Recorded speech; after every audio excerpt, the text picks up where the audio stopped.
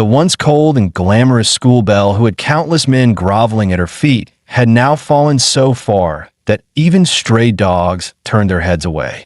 All because, in this world where everyone awakened spirit weapons, she ended up with the most worthless one.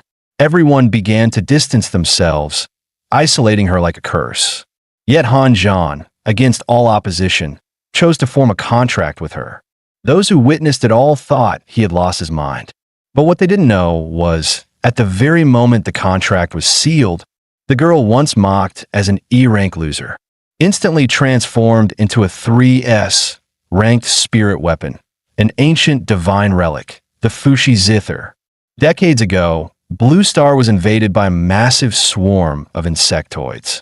To survive, humanity developed a unique art known as the spirit contract. Upon reaching adulthood, every woman awakens into her spirit weapon form. Meanwhile, men awaken spirit talents, becoming spirit masters who wield those weapons. Together, they fight side by side to fend off the terrifying insectoid threat. And today marked the annual awakening ceremony at Qingting Academy. A young girl stepped down from the platform, looking utterly dejected. She had only awakened a basic C-rank spirit weapon, a horse-slaying blade. Watching all this unfold made Han Zhan even more anxious. After all, he had just transmigrated into this world and had no idea what kind of spirit talent he would awaken. At that moment, a sweet-looking girl stepped onto the awakening platform. She placed her hand on the awakening stone. In an instant, a crimson beam of light shot into the sky. Her figure began to blur rapidly, and within just 2.5 seconds, she transformed into a sharp, gleaming spear. The teacher handling the registry leapt to his feet, shouting with excitement, "Xiao Mei, S-rank spirit weapon, blood-washed silver spear. Traits, immortal aura, everlasting essence." The moment he spoke, the entire hall erupted in shock. It had been years since the Academy had seen an S-rank spirit awakening, let alone one with dual traits. So this was the true weight of an S-rank. Just then, Xiao Mei, freshly awakened, walked up to Han Zhan and said coldly, "Han Zhan, we're breaking up. I'm no longer someone you can reach. From now on, don't even think about coming near me again." Her words triggered a wave of laughter from the crowd. But Han Zhan remained completely unfazed. So what if she awakened an S-rank? Did she really think he was still the desperate simp from before? He recalled how, in his past life, the original host bent over backward for her, giving everything without a bottom line.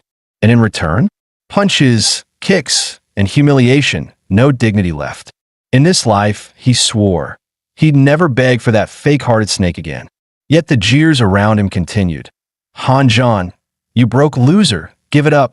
A chicken like you want a phoenix? Dream on." Han Zhan frowned.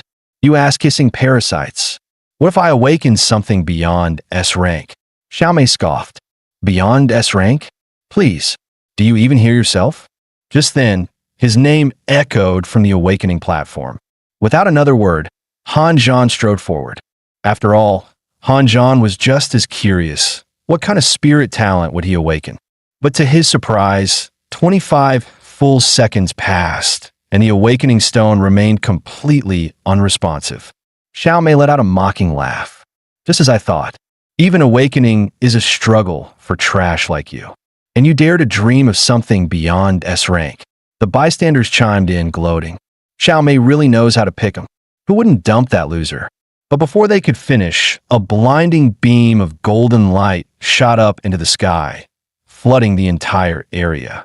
Everyone stood frozen, stunned by the sheer force of energy. Was this an S-rank? Or maybe SS-rank? Then, without warning, the golden vortex in the sky came crashing down, completely engulfing the awakening platform. The next moment, Han Zhan's spirit talent was revealed. Han Zhan SSS-Rank spirit talent. Divine resurrection. Xiao Mei stood frozen, her jaw dropping. How is this possible? An SSS-Rank spirit master is a once-in-a-century miracle. How could someone like him awaken that? The boys who had just been mocking him now stared in disbelief, their faces filled with envy. The girls, meanwhile, went absolutely wild, charging toward him like crazed fans. Pick me, big bro. I'm an A-rank 7-spirit battle axe. Perfect weight, balanced swing. Han-Jan, over here. I'm a B-rank twin spirit rings.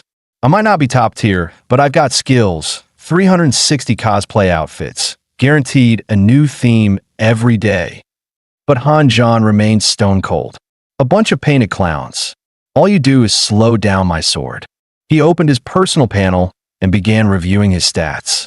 Seeing the insane abilities tied to his SSS-Rank talent, he couldn't help but marvel. So this was what a truly broken start looked like. Just then, Xiaomei shamelessly walked back over with a fake smile. Han-Jan, I admit I may have been a little harsh earlier. Let's get back together.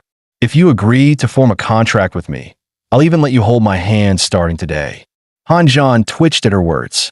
2.5 years of dating, and now she finally allowed hand-holding, as if he should be grateful. What did she think this was, a cartoon romance? Seeing he didn't reply, Xiaomei pressed on. Still not satisfied? Fine, maybe I'll allow a kiss. Or one time. Where you can push the line just once. Han-Jan didn't even bother answering. His focus had already shifted. He planned to use his divine insight to search for a worthy spirit partner. But Xiaomei mistook his silence. One time's not enough? Then, how about once a day, Han-Jan? Would that be okay? Her desperate plea triggered a wave of eye rolls from the nearby girls. Drop the innocent act already. Our Han-Jan isn't falling for your tricks anymore. You dumped him like trash 5 minutes ago, and now you're crawling back? Have you no shame? Let's be real. If Qingting Academy's top beauty, Xia Yuwei, hadn't awakened an E-rank spirit, no one would even be talking about you. And at that moment, Xia Yuwei stood silently in the crowd, her head lowered. Because in this world, without power, no matter how beautiful you are, you're just worthless. Surrounded by mockery and whispers, Xia Yuwei couldn't hold back her tears. All I did was awaken an E-rank spirit. Why are they treating me like this? Overwhelmed with emotion, she broke down and ran away in tears. But by sheer coincidence, she crashed straight into Han-Jan's arms. Han-Jan instinctively caught her, wrapping his arm around her slender waist. Are you okay? He asked gently. But the moment he caught a glimpse of her profile, his eyes widened in shock. Xia Yuwei, E-rank spirit, Fushi Zither. Traits, none. Divinity, present but not awakened. Fushi Zither, one of the 10 ancient divine weapons. And it's rated E-rank in this world? Are you kidding me? As Xia Yuwei flushed red and began apologizing in a panic, Han-Jan simply placed his hand gently on her head and said, Xia Yuwei, would you be willing to become my exclusive spirit partner? His words sent the nearby girls into chaos. Han-Jan, are you crazy? Don't you know forming a contract with an E-rank will drag your own rank down too? Xiaomei was utterly furious.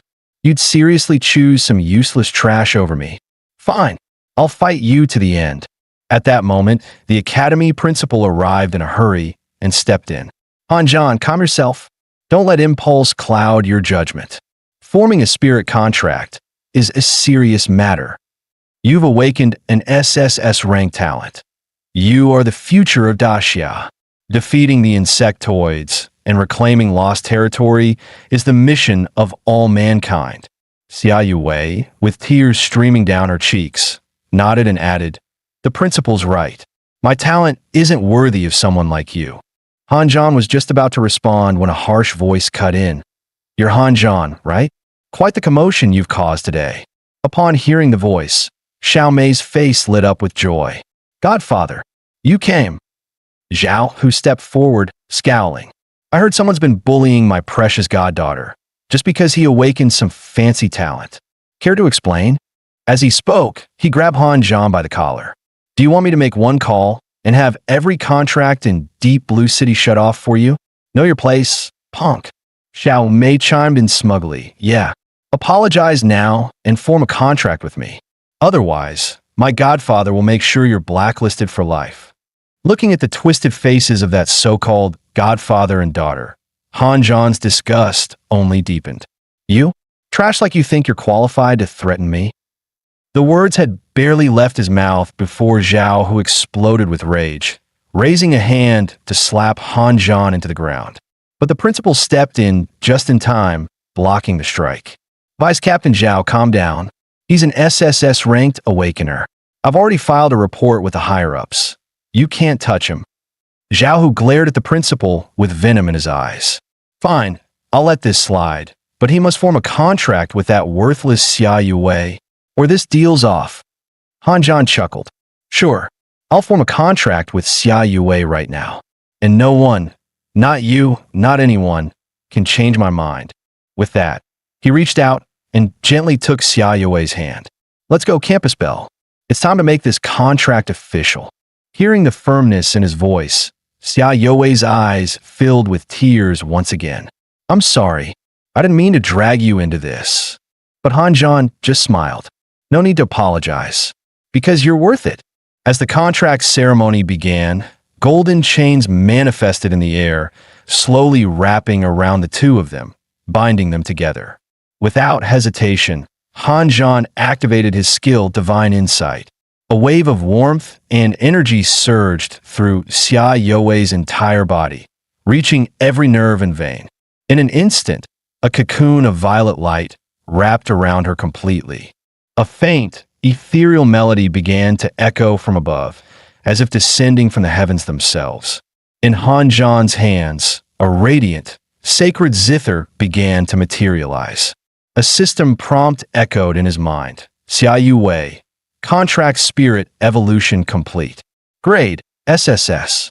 Form, ancient divine weapon, Fushi Zither. Trait, divine will, blade heart, melodic soul. At the same time, 3 melodies became available in his mind. Breaking Array, a battle hymn. Calming Flow, a restorative tune. And Dragon Soar, a support piece. Han Zhan stood frozen in awe. This spirit wasn't just powerful. It was flawless, no weaknesses, fully balanced in offense and defense. Xia Yue slowly opened her eyes, awakening from the contract. The moment she felt her leap from ERank to SSS, she couldn't hold back her emotions any longer and threw herself into his arms. Thank you, Han Zhan. Watching the contract complete, Zhao Hu and Xiao Mei had long since slinked back into the crowd, silently disappearing from the scene. Godfather, Han Zhan humiliated me in front of everyone. You have to make it up to me. Xiao Mei whined pitifully. Zhao Hu smirked. Don't worry. He bonded with an E-rank spirit. His talent's as good as ruined. I've already made arrangements for tomorrow's assessment. He's going to learn what real pain feels like. Then he leaned toward Xiao Mei, voice full of implication. So, my sweet goddaughter, what do you plan to thank me? Xiao Mei blushed and giggled. Godfather, you're so naughty. Let's go to the usual place. I'll give you a proper thank you there. News of Han Zhan awakening in SSS level talent, but bonding with an E-rank spirit spread like wildfire throughout Deep Blue City. Zhao Hu, watching the flood of online insults and mockery, smiled with satisfaction. Looks like the smear campaign against him is working. But that's just the appetizer. Once the real test begins, he'll find out what true cruelty is. Xiao Mei clapped her hands and beamed. Godfather, you're amazing. The next morning, Han Zhan brought Xia Yue to the cafeteria for breakfast. Instantly, murmurs and gossip buzzed all around them. Xia Yue lowered her head in guilt, her voice trembling. I'm sorry. I dragged you down with me. But Han Zhan simply ruffled her hair and smiled. You're the Campus Belle. Can't you show a little confidence? Then he handed her a piece of bread. Eat up. You'll need your strength for the spirit contract assessment. Don't mess it up. As for those clowns out there, let them jump around. They'll find out real soon just how wrong they were. Just then, a voice suddenly called out from behind Han Zhan. Xiao Mei walked over with a man beside her and sneered. So you're the famous Han Zhan? SSS-Rank genius, huh? You don't look like much. She then proudly introduced the man next to her. This is my new spirit contractor, the legendary Wang Lumao. Han Zhan nearly choked on his milk and spat it out. What kind of name was that? Might as well be called Donk E Kong. Seeing Han Zhan laugh uncontrollably, Wang Lumao's face turned red with rage. He looked ready to throw hands on the spot, but Xiao Mei quickly grabbed him and stopped him. Lumao, don't stoop to the level of a washed-up loser like him. The test is about to start. Let's go. Not long after, the instructor finished announcing the rules, and the spirit contractor assessment officially began. The first pair to take the stage was none other than Wang Lumao and Xiao Mei. As the massive gates slowly creaked open, everyone held their breath. A giant insect loomed into view. Its name popped up on the screen, Blackhorn bug detected. Test level 1. Wang Lumao stepped forward with a sharp command, and Xiao Mei's body began to phase out, entering full spirit contract form. In the next instant, his weapon shifted form, transforming into a gleaming, blood-washed silver spear. As the massive blackhorn insect charged toward him, Wang Lumao planted his spear into the ground, pivoting gracefully to dodge. Then, with a burst of strength, he launched himself into the air and unleashed a devastating strike.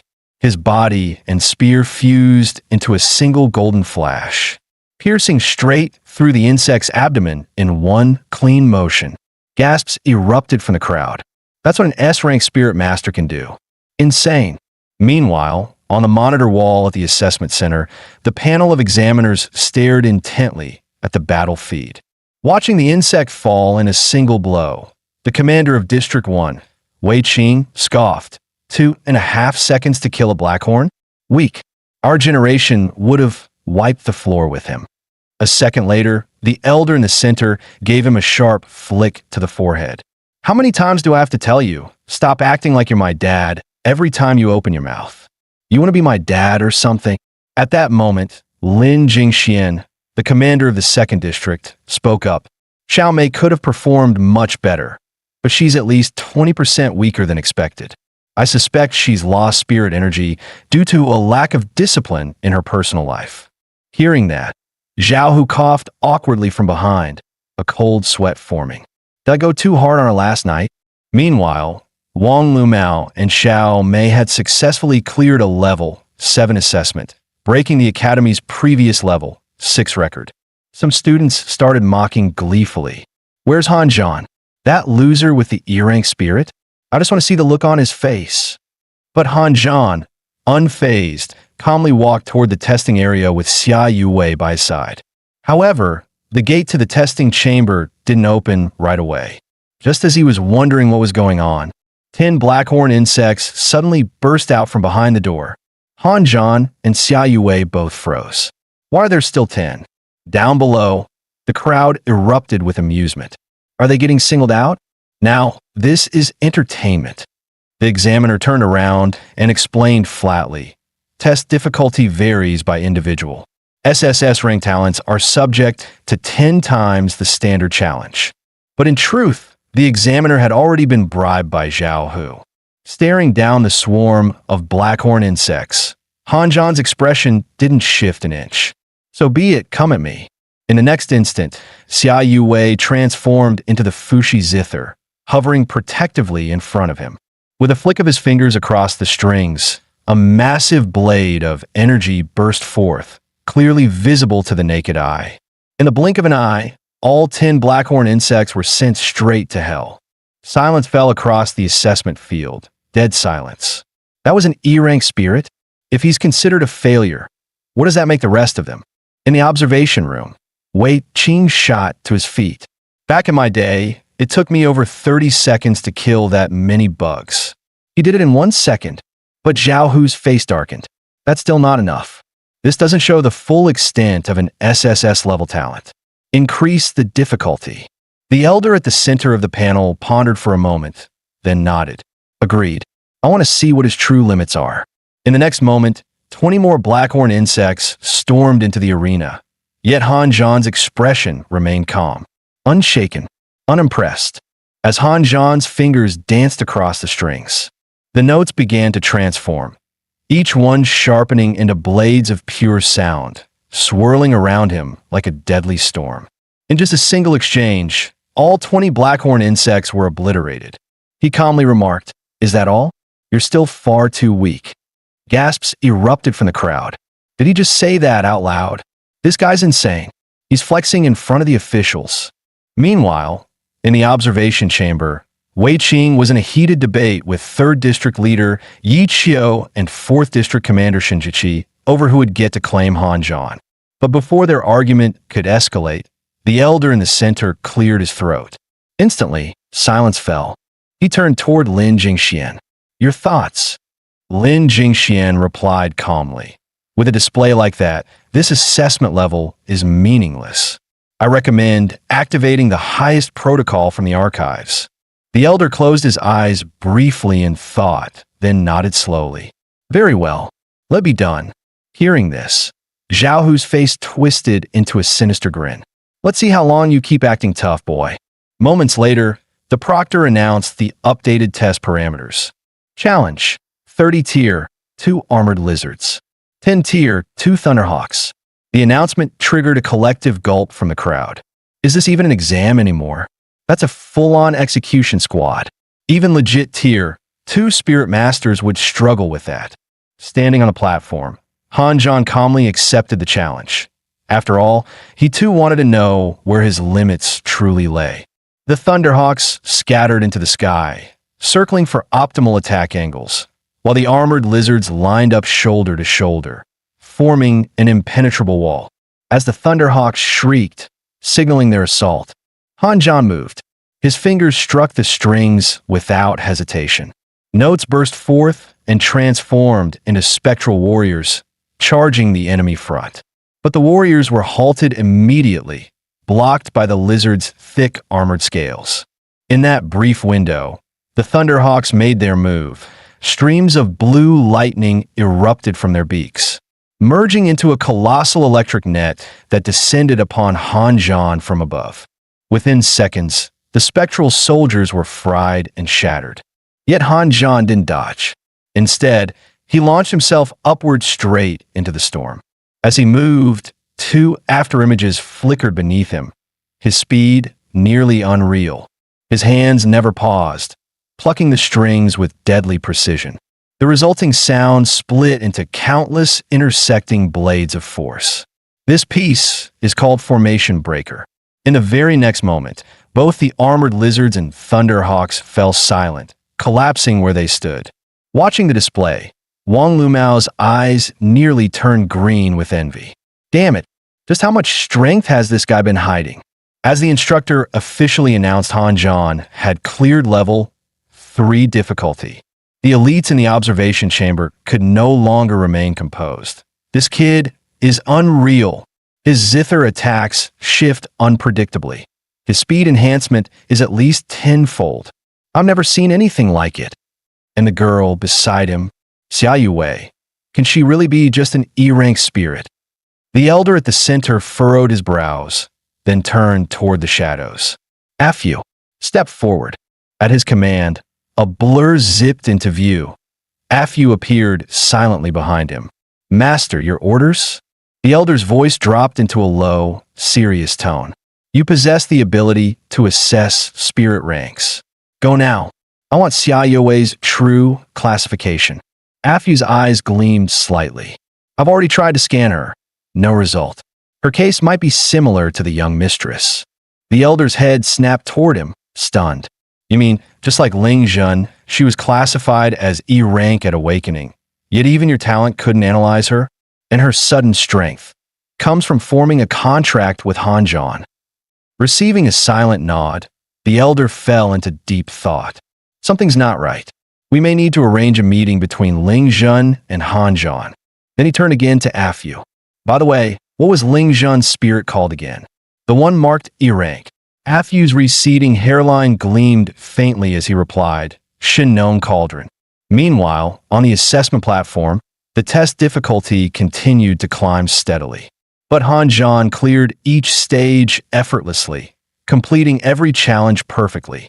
And yet, he still hadn't felt any sign of reaching his limit. So when the instructor informed him that he had passed 9 consecutive levels and could now withdraw, Han Zhan calmly made a request to take on difficulty level 10. The moment the words left his mouth, the room went still, shocked gasps everywhere. After all, The 10th trial involved a real tier 3 beast. One wrong move, and it would mean instant death. At that moment, the instructor issued a final warning. In your current condition, success is impossible. But Han John had already sat down cross-legged, entering his first round of rest. The instructor added, according to the rules, rest time must not exceed 5 minutes. With his eyes gently closing, Han John replied calmly, I know. That's why, just give me the length of the song. As he activated his recovery skill, a soft green glow enveloped his body, bathing him in radiant light. The audience exploded once again. Dude, what is this guy? Attack, support, buff, and healing? Is he running the full God-tier loadout? At the same time, the observation room was thrown into chaos. This one's a prodigy. I'm pulling him into District 2. Wei Qing's aura surged like a wave. Oh, trying to steal from District 1, are you? But Lin Jingxian wasn't intimidated in the slightest. Why not? Let's make it a wager. Winner gets the boy. At that moment, Lu Jingchun, commander of the 5th District, stood up. Are you seriously suggesting that someone capable of absorbing spirit energy, healing injuries, and buffing teams should be thrown onto the front lines? Let him come with me. I could reduce battlefield casualty rates by at least 30% with someone like him. His proposal instantly sparked outrage. No way. Absolutely not. As the argument escalated, the elder at the center slammed his fist down with a thunderous bang. Enough. All of you shut up. The 8 war zones of Daxia have each fulfilled their duties with honor. Together, they've upheld the strength and survival of our nation. I've long considered establishing a 9th war zone, but never found the right opportunity. Now, I believe the time has finally come. His words sent shockwaves through the room. The 8-zone commander's eyes all narrowed sharply. Can he really take on that kind of responsibility? As they debated, Han Zhan's next trial began. This time, his opponent was a tier 3 insectoid. The Crimson Flame Beast .to pass, he would have to survive 3 minutes under its assault. The beast let out a deafening roar that shook the arena. A wall of scorching heat surged toward the stands, launching spectators 2.5 meters into the air. But Han Zhan remained unmoved, standing tall at the center of the battlefield, unshaken and resolute. You ready, Yue Wei? Han Zhan asked quietly. Xia Youwei's voice echoed in his ear, firm and unwavering. No matter what you choose to do, I'll support you. No conditions. Good, he nodded. Then let's do this. As a spirit master, I didn't come here just to survive. He placed his hand on the Fushi zither again and whispered, with righteous will that spans 1,000 miles. Wind, answer my call. At his command, invisible winds from all directions began to gather and howl. The force was so strong it blew off the school director's wig, and even caused the skirts of several female students to fly upward. Within seconds, a massive tornado formed right in front of him. The Crimson Flame Beast, caught off guard, was lifted high into the sky. Then came a thunderous boom, as the tornado exploded into countless wind blades that shredded the beast into pieces. The crowd stared in open-mouthed disbelief. Holy crap, he actually did it. That was a real tier 3 beast. Off to the side, Wang Lumao and Xiao Mei clenched their jaws so tightly it looked like their teeth might break.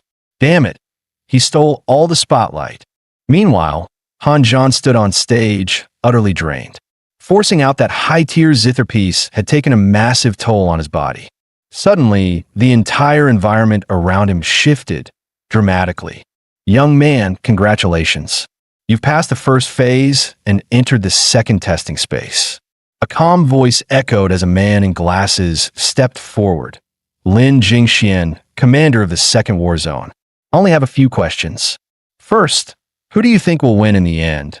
The insectoids or humanity? And second, now that you've become a spirit master, what are you truly fighting for? Han Zhan raised a clenched fist to his chest and answered without hesitation. Maybe the insectoids will win a battle, but humanity will never lose the war. I became a spirit master to defend our homes, protect peace for our people, and restore the flag of Daxia to every inch of lost land, to rebuild our nation's glory."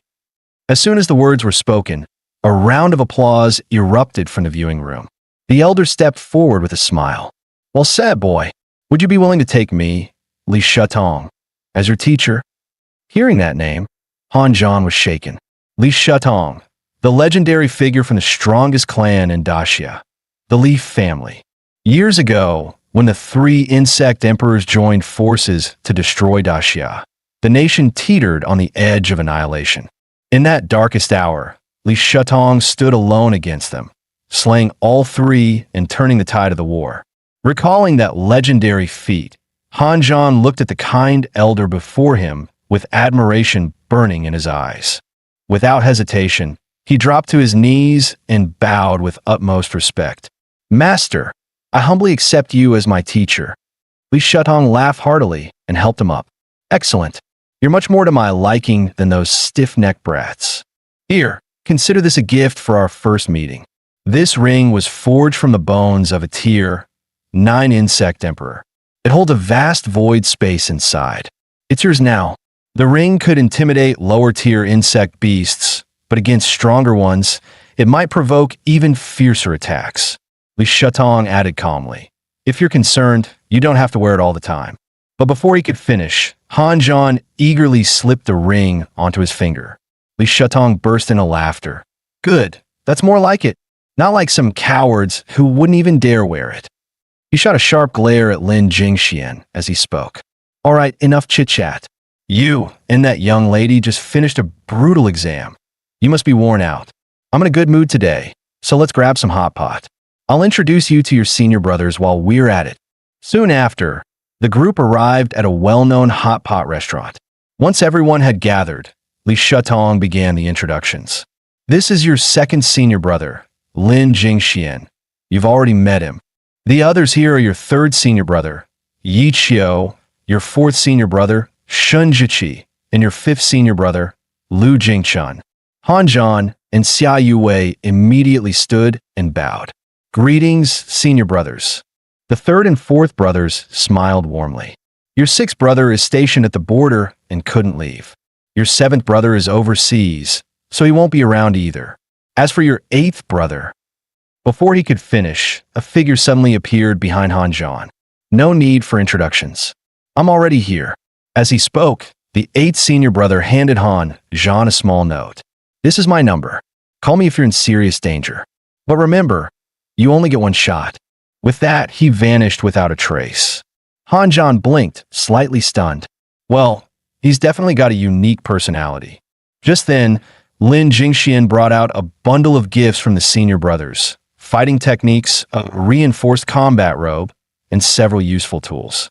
Han Zhan thanked them all sincerely before accepting the generous welcome gifts. But suddenly, a large woman barged into the private room, shouting without warning. "So it's like that, huh, Xia Yuwei? Living off my family for years, and now you're out here enjoying luxury without us." Xia Yuwei's face paled the moment she saw the woman. She quickly stood up to explain, but the woman mistook her reaction for defiance. She raised her hand to slap Xia Yuwei across the face. In the nick of time, Han Zhan reached out and blocked her hand. Enraged, the woman turned her fury on him. "So you the punk who stole my niece? I raised her all these years. You better pay up today, or else." Xia Yuwei clenched her fists, eyes blazing as she stared down the large woman. "Auntie, that's enough. Say whatever you want about me, but don't you dare insult Han Zhan." The woman froze for a second or two, then exploded. "Oh, did you just yell at me? Looks like someone's grown a pair. Passed one little test, and now you think you're untouchable, huh?"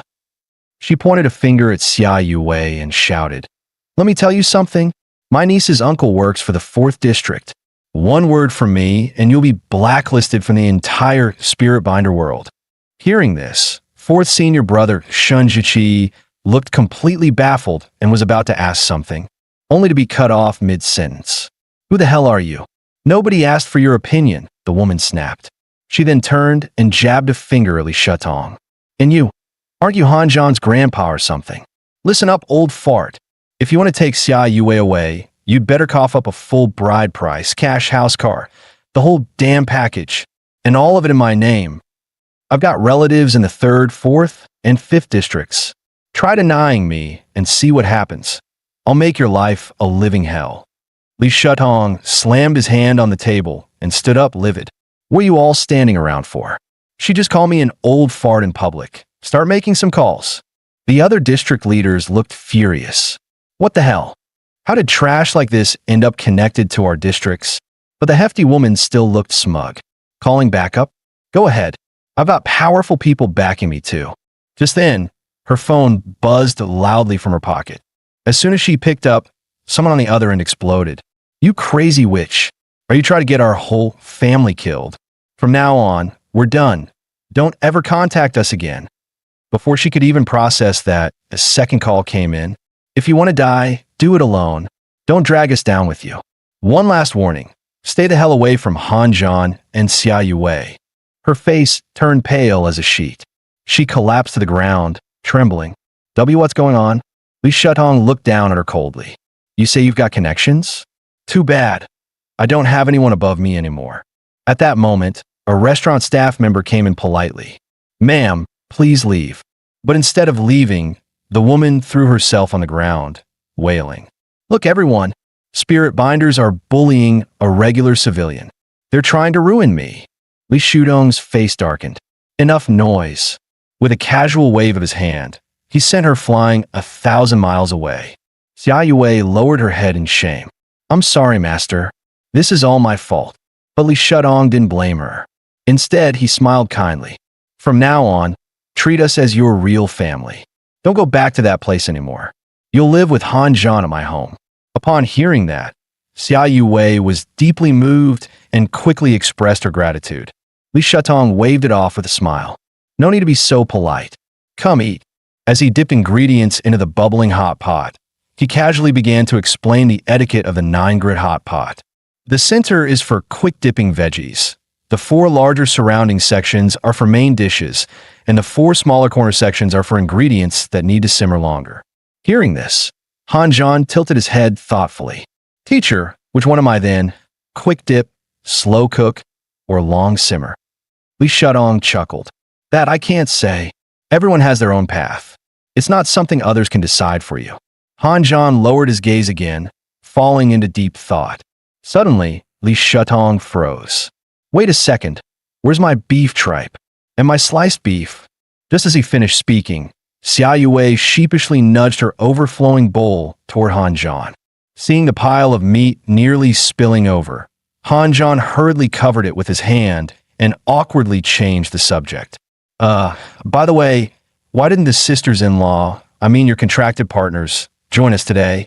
Lin Jingxian shrugged and replied with a knowing smirk. Clearly, you two haven't shared a room yet. After a spiritual contractor couples with their partner, they gain a small replication ability. It's not strong, but it can be very useful. Contract spirits come in 2 forms, object-based and human-like manifestations.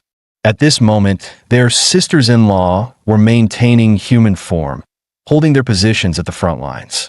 Lin Jingshuan's explanation finally cleared Han Zhan's doubts. It turned out that contract masters and spirits could not only fight as one, but also operate independently. Lin Jingxian then voiced his own curiosity. Is Xia Yue really just an ERank contract spirit? Since they were all fellow disciples, Han Zhan didn't hide anything. He shared everything about his bond with Xia Yue. After hearing the truth, everyone gasped. You've got to be kidding. That kind of ability, I've never heard of anything like it. Master Li Shutong then added, Old 9, your talent must remain secret. Only we are allowed to know. Also, I'll have someone set your files to top security clearance. No one can access them without my permission. With that settled, the senior brothers began reporting on the status of their respective war zones. Upon hearing nothing but good news from the front lines, Li Shudong's mood brightened. Come, let's drink to the future of Daxia. After several rounds of toasts, each of the senior brothers returned to their own regions to continue guarding the borders. Han Zhan and Xia Yue followed Master Li Shutong to their new home. To Han Zhan's surprise, he didn't expect his teacher to own a house in Deep Blue City. Li Shutong explained, "This city was my wife's hometown." But when Han Zhan asked why his wife wasn't living with him, Li Shutong paused abruptly, his body stiffening. Then, with pain written on his face, he quietly said, "She died in battle. The world remembers me, Li Shutong, as the man who turned the tide and slew the 3 bug emperors. But no one remembers her name. If not for her, I would have been nothing." Hearing this, Han Zhan and Xia Yuwei fell silent, their expressions heavy. "We're sorry, master. We didn't mean to bring up painful memories." But Li Shutong didn't scold them. Instead, he gave Han Zhan a heartfelt reminder. "You must treat Xia Yuwei well. Contract spirits aren't just battle tools. They're living, breathing people. They're your other half." Grateful for the wisdom, Han Zhan bowed in thanks, then asked softly, "Master, what was her name? Because as long as even one person remembers, she'll never truly be forgotten." Hearing those words, Li Shutong's eyes filled with comfort. "You truly are different from the others. I like your spirit. Your master's wife was named Ling Mei. During that legendary battle, I took down 1 bug emperor, but she gave her life to defeat 2. If she were still alive, the honor of saving Daxia would belong to her, not me." With that, he told Han Zhan and Xia Yuwei to get some rest. Then he quietly stepped outside with a photo frame in hand and murmured, "Xiao Mei, I can't even remember the last time I looked at the moon." Just then, Han Zhan and Xia Yuwei walked over. "Master, since she's no longer here, let us keep you company under the moonlight." The words stirred memories of his youth with Ling Mei, warm and bittersweet. But soon, he gathered himself and said solemnly, "To protect those we love, we must have the power to do so." With that, he began teaching Han Zhan his most formidable martial art. With a thunderous shout, he hurled his fist forward, and a massive tree before him, nearly 2.5 meters thick, shattered clean in 2. This martial art was called the 8-lock fist. It contained 8 seals, each corresponding to a hidden vital point within the human body. Once all 8 were unlocked, the practitioner would transcend their physical limits. But before Li Shutong could finish his explanation, an identical aura suddenly surged around Han Zhan. "Master, is this what you meant?" Li Shutong was stunned. He stared in disbelief and hurriedly asked how Han Zhan had achieved it. Han Zhan replied casually, saying he had simply followed his instincts to locate the locks. But before he could finish, Li Shutong rolled up his sleeves and lunged forward. "You little brat, let me show you what 8-lock fist looks like in real combat." The next moment, Han Zhan was sent flying a solid 2.5 meters away. Watching him writhe on the ground, Li Shutong smirked. Being too gifted isn't always a good thing. Sometimes that sharp edge needs a little blunting. Man, nothing beats the joy of humbling a genius student. Soon, the villa echoed with pained howls.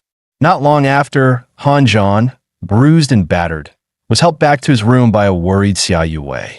The next day, as Han Zhan and Xia Yuwei arrived at Qingting Academy, they were immediately greeted by sneers and mocking whispers. Well, isn't it the SSS-Rank spirit contractor who made a splash during the exam? Yeah, made a splash just to end up like trash, thrown out all the same. Xia Yuwei's face darkened. She was about to confront them, but Han Zhan stopped her. "Don't waste your breath. Flies buzz louder the more attention you give them." Without a word more, he led her straight to the principal's office. Principal Cheng Guangpu wore a grim expression. "I've got some bad news. As per orders from above, the 2 of you are to report immediately to the city guardians.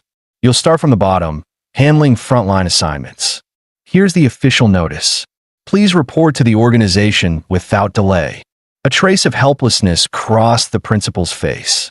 "I know it's a waste of your talent, but I've already done what I could." This came from higher up, but Han Zhan accepted it without complaint. His gaze was calm. Perhaps this was the very path his master had spoken of. Outside the office, Wang Lumao and his gang, who had been eavesdropping, grew even more arrogant.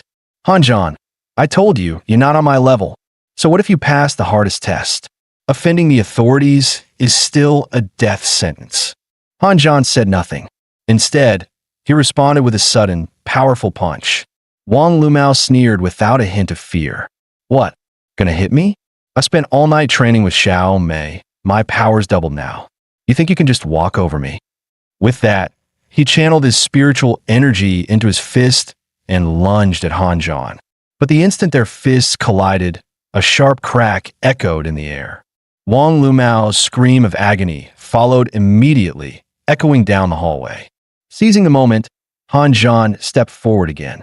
He delivered a crushing punch straight to Wang Lumao's face. As Wang collapsed unconscious on the floor, Han Zhan scoffed, "That's it?"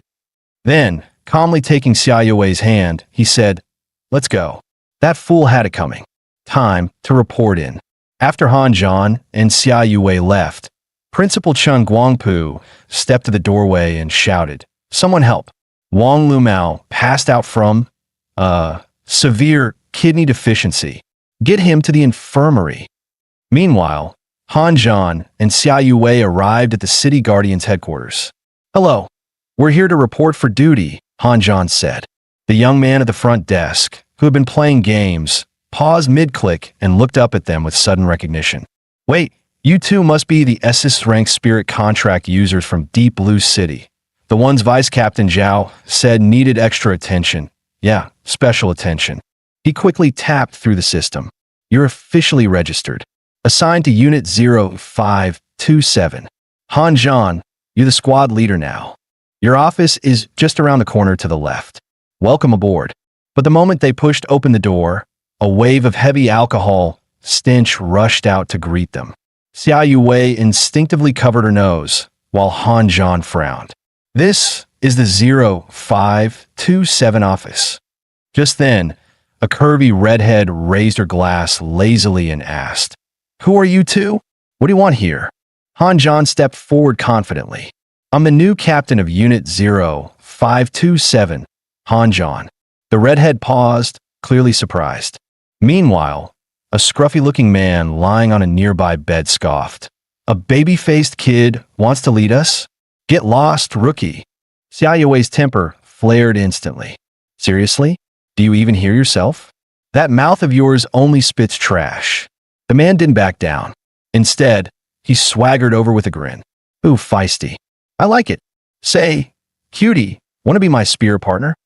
Before he could finish the sentence, Han Zhan had already stepped in, slamming a fist straight into his face. "You think I'm just here for decoration?" The redhead let out a snort. "Yifan, you deal with a new captain. I'm going to bed." And with that, she turned around and shut the door without another word. Yifan stood up casually and shrugged. "This squad's broke. We can't even afford bottled water. Stay here, and you'll rot like a dead fish." Han Zhan replied calmly, "As long as I'm here, one day we'll be drinking vintage 82 Lafite." Yifan scoffed and pulled open the laptop on the desk. "Take a look at this first." On the screen, Unit 0527 was dead last in the city guard rankings for Deep Blue City. In 2 months, the annual review hits. The bottom squads get cut. Everyone kicked out gets dumped in the lower district. And trust me, there's no law down there, just chaos and Zerg swarms hitting every other day. He hurled his beer to the floor and shouted, "If you don't want to die down there, get out now." Han Zhan pieced it together immediately. This was Zhao Hu's plan, a deliberate move to push him into a corner. Xia Yue, clearly worried, whispered, "Han Zhan, he's already given up on life. He's just dead weight. Let's leave." But Han Zhan shook his head. He knew too well. No matter which squad he joined, Zhao Hu would still come for him. Rather than running away, Han Zhan decided to stay and transform Squad 0527 into the top unit in Deep Blue City, crushing Zhao Hu's scheme entirely. Without another word, he led Xia Yue straight to the red-haired woman's room and pushed the door open. Her expression darkened immediately. "Get out. You're not welcome here." But Han Zhan stood firm. "So, you're really just going to rot away here? Give up?" Red Ingui, or should I say Bai Shuang. That name hit her like a shockwave. "Who are you? How do you know that?" At that moment, her profile appeared before Han Zhan's eyes. Bai Shuang, Grade A contract spirit form, illusion ring, trait, deception, capable of altering her physical form and appearance at will. Han Zhan raised a single finger. "What I just showed you was only a glimpse of my power." Bai Shuang's face tightened, thinking he was trying to blackmail her. But instead, he reached out a hand and offered her a deal, join him on missions, and he'd split the rewards 50-50. Bai Shuang hesitated for 2.5 seconds before agreeing. After all, if Han Zhan could see through her lies, he had to be something special. With the deal sealed, Han Zhan asked her to gather available missions so he could screen them himself. Before long, Bai Shuang returned with a tablet. "There are 3 missions that might suit us," she said. But Han Zhan quickly dismissed them after seeing how low the reward points were. Instead, he selected the one with the highest score. Bai Shuang was stunned. "Are you insane? Didn't you see the recommended team size? 6 to 8 people. That's at least 2 full squads working together." But before she could finish, Han Zhan had already hit confirm. He was determined. This was his shot at a comeback. Bai Shuang groaned. "You're crazy. If we fail, we lose 10% of the reward as a penalty." Han Zhan, calm and confident, replied, "Let's go. If anything goes wrong, I'll take the fall." Watching Han Zhan walk away, Bai Shuang frowned and muttered, "Let's see what you've got. Don't come crawling back begging me to collect your corpse." Meanwhile, at another squad's gathering point, a man shouted while checking his device, "Captain, the sewer clearing mission's been taken." The entire team froze. Their squad was ranked number 1. Who else would dare take that high-risk mission? The captain immediately ordered everyone to drop what they were doing and head to the sewer entrance. "Let's see who's gutsy enough to steal our job." On the other side, Han Zhan, Xia Yuwei, and Bai Shuang arrived at the mission site. Bai Shuang checked the scanner and warned, "According to the life detector, there are at least 8 tier 2 bugs inside. Looks like this might be their hive." Han Zhan exchanged a determined glance with Xia Yuwei. In the next instant, he launched himself into the darkness and shouted back, "Bai Shuang, stay here and wait. We'll be back soon." Bai Shuang stood frozen, completely dumbfounded. Those are tier 2 bugs, she thought. Most squads struggle with just one. This lunatic rushed in like it was nothing. Her thoughts were interrupted by the sound of monstrous screeches echoing from deep within the sewer. Her heart pounded, jaw clenched so tight it felt like her teeth might crack. But after a moment's hesitation, she launched herself forward without a second thought, diving into the shadows. When she finally reached the inner chamber, what she saw left her stunned. Every single bug was already dead. Eyes wide, she stammered, "W8, you did all this?" Han Zhan gave a casual nod. "Yeah, mission went pretty smoothly. Go harvest the materials from their bodies. They should fetch a decent reward." As he walked away, Bai Shuang stared at his back, her mind spinning. Who the hell is this guy? How did he wipe out a whole nest of tier 2 bugs like it was nothing? Meanwhile, inside Zhao Hu's office, one of his subordinates reported, "Captain Zhao, Squad 0527 just completed 2 missions. Their points are up to 350 now." Zhao Hu slammed his desk in fury. "Are you kidding me? That's how you're supposed to sabotage them." He growled, "Han Zhan, don't think having backers means I can't crush you." Then he barked another order, "Tell the other squads to take every single mission available in Deep Blue City. Don't leave them even a scrap." That evening, during dinner, Han Zhan's mentor, Li Shutong, asked with concern, "Old 9, I heard about your conflict with Zhao Hu. Do you need help?" Han Zhan simply shook his head. But then he added calmly, "The Guardians may claim to protect the city, but I'm starting to wonder if they even protect anything at all. I'm more worried about what's rotting on the inside." Li Shutong sighed.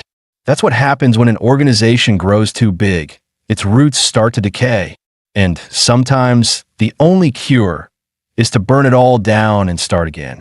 Li Shutong spoke with quiet weight. "This is why I chose you in the first place. Fire can burn away dead leaves and drive out darkness, but it can also be snuffed out at any moment. How you walk your path from here, that choice is yours."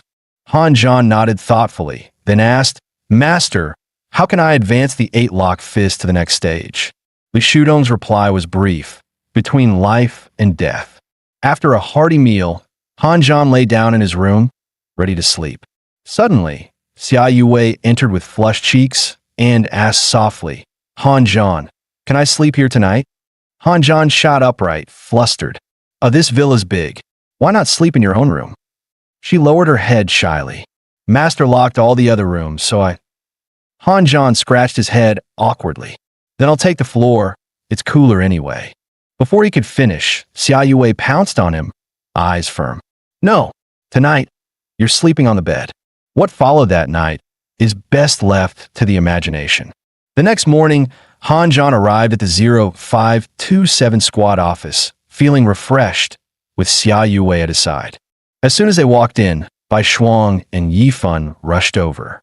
Bai Shuang exclaimed excitedly, the new SSS-Rank soulbinder of Deep Blue City, slayer of Tier 2 bugs, the one who soloed a Tier 3 monster, top genius of Qingting Academy. Han Zhan, it's actually you? Halfway through her sentence, she abruptly bowed her head. I had no idea you were this powerful. I assumed you were just some well-connected newbie.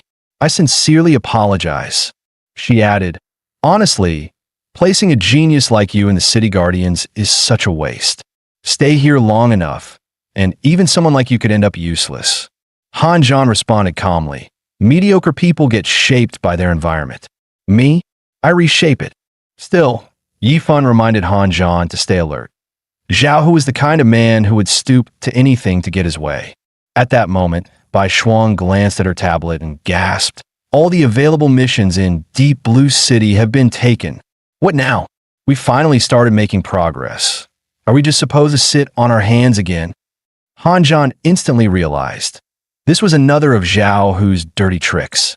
Without hesitation, he told Bai Shuang to change their squad's registered location to Shanghai City. In the next instant, a flood of new missions popped up on the screen. Bai Shuang looked stunned, but then her expression shifted to concern.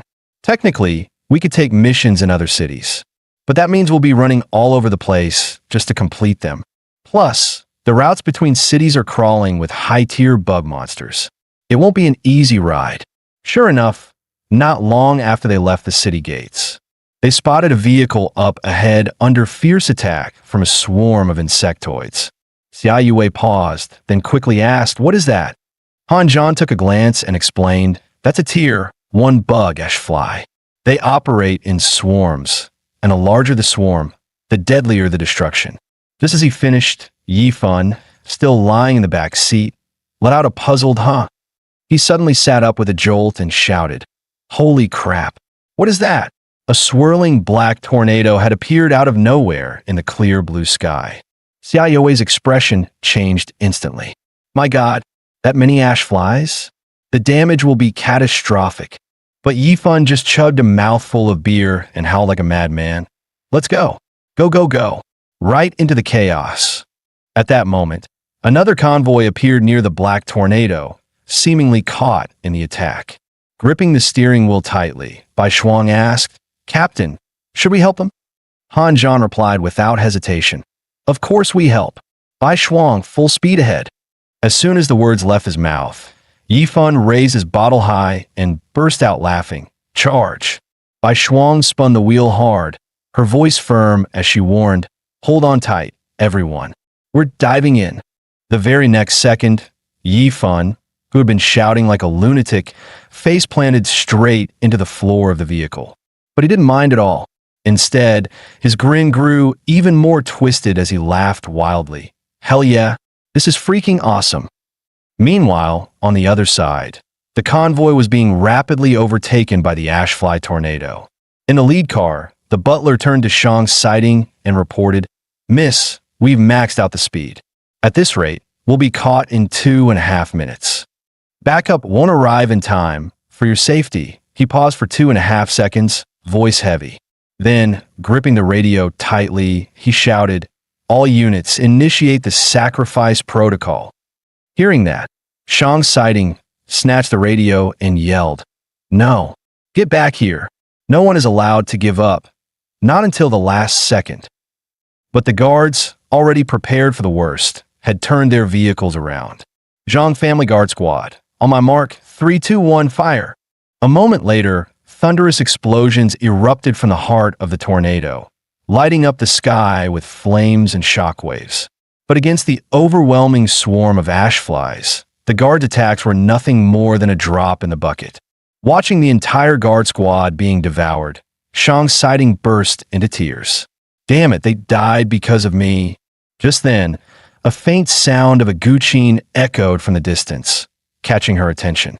Sharp sonic blades, formed from the melody, shot toward the black tornado.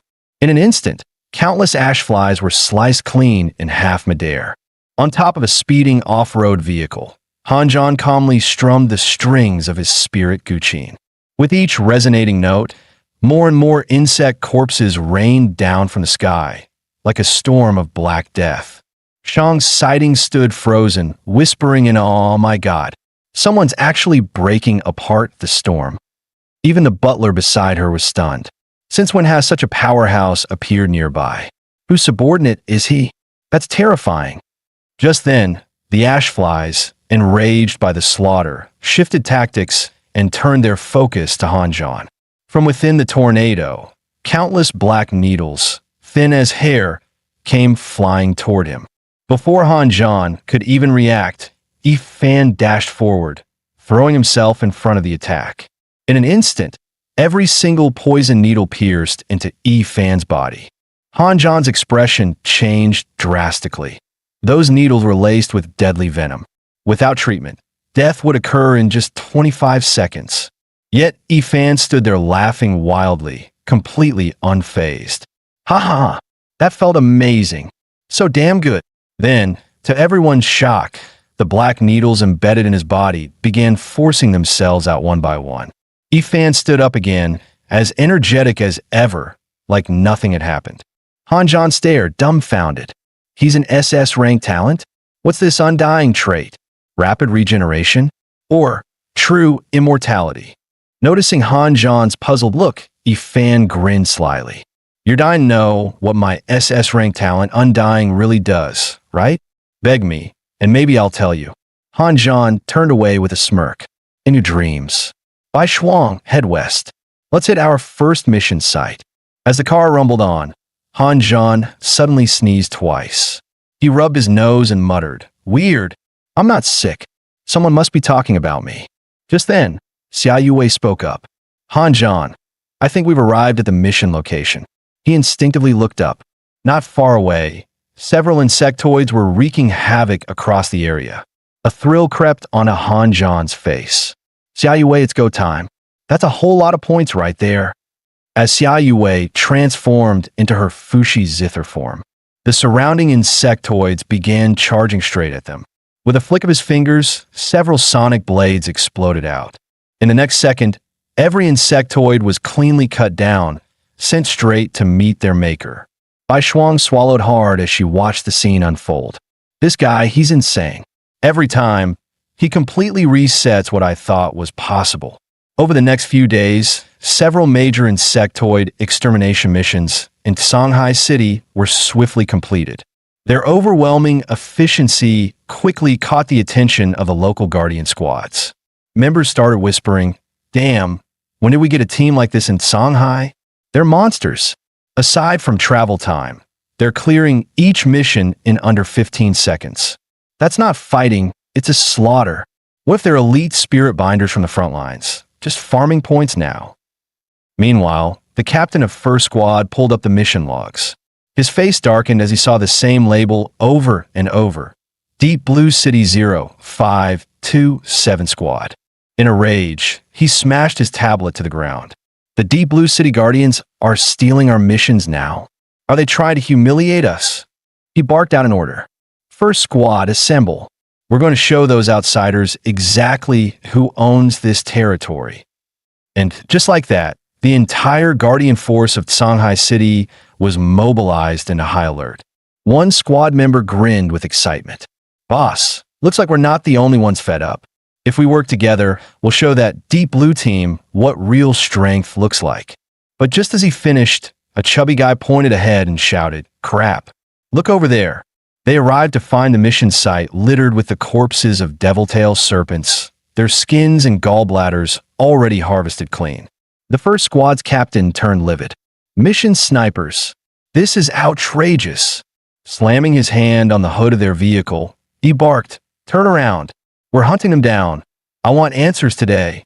But one of his subordinates quickly pulled him back.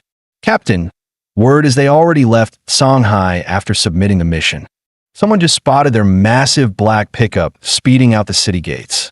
The captain nearly spat blood from sheer frustration, and the dramatic strains of a sorrowful ballad seemed to echo behind him. Meanwhile, at Guardian HQ, Su Mingxian, the organization's third-in-command, glanced at the latest task reports and murmured, "Huh? Why did mission completion rates suddenly spike in Songhai, Deep Blue, and the surrounding areas? Did something unusual happen?" Hearing that, his subordinate reported truthfully, "Sir, recently a team from Deep Blue has been labeled a mission raider squad. They've been snatching up tasks from other cities, causing a chain reaction." Su Mingxuan's interest was instantly piqued. Mission raiders? Now I'm curious. Who the hell are these people?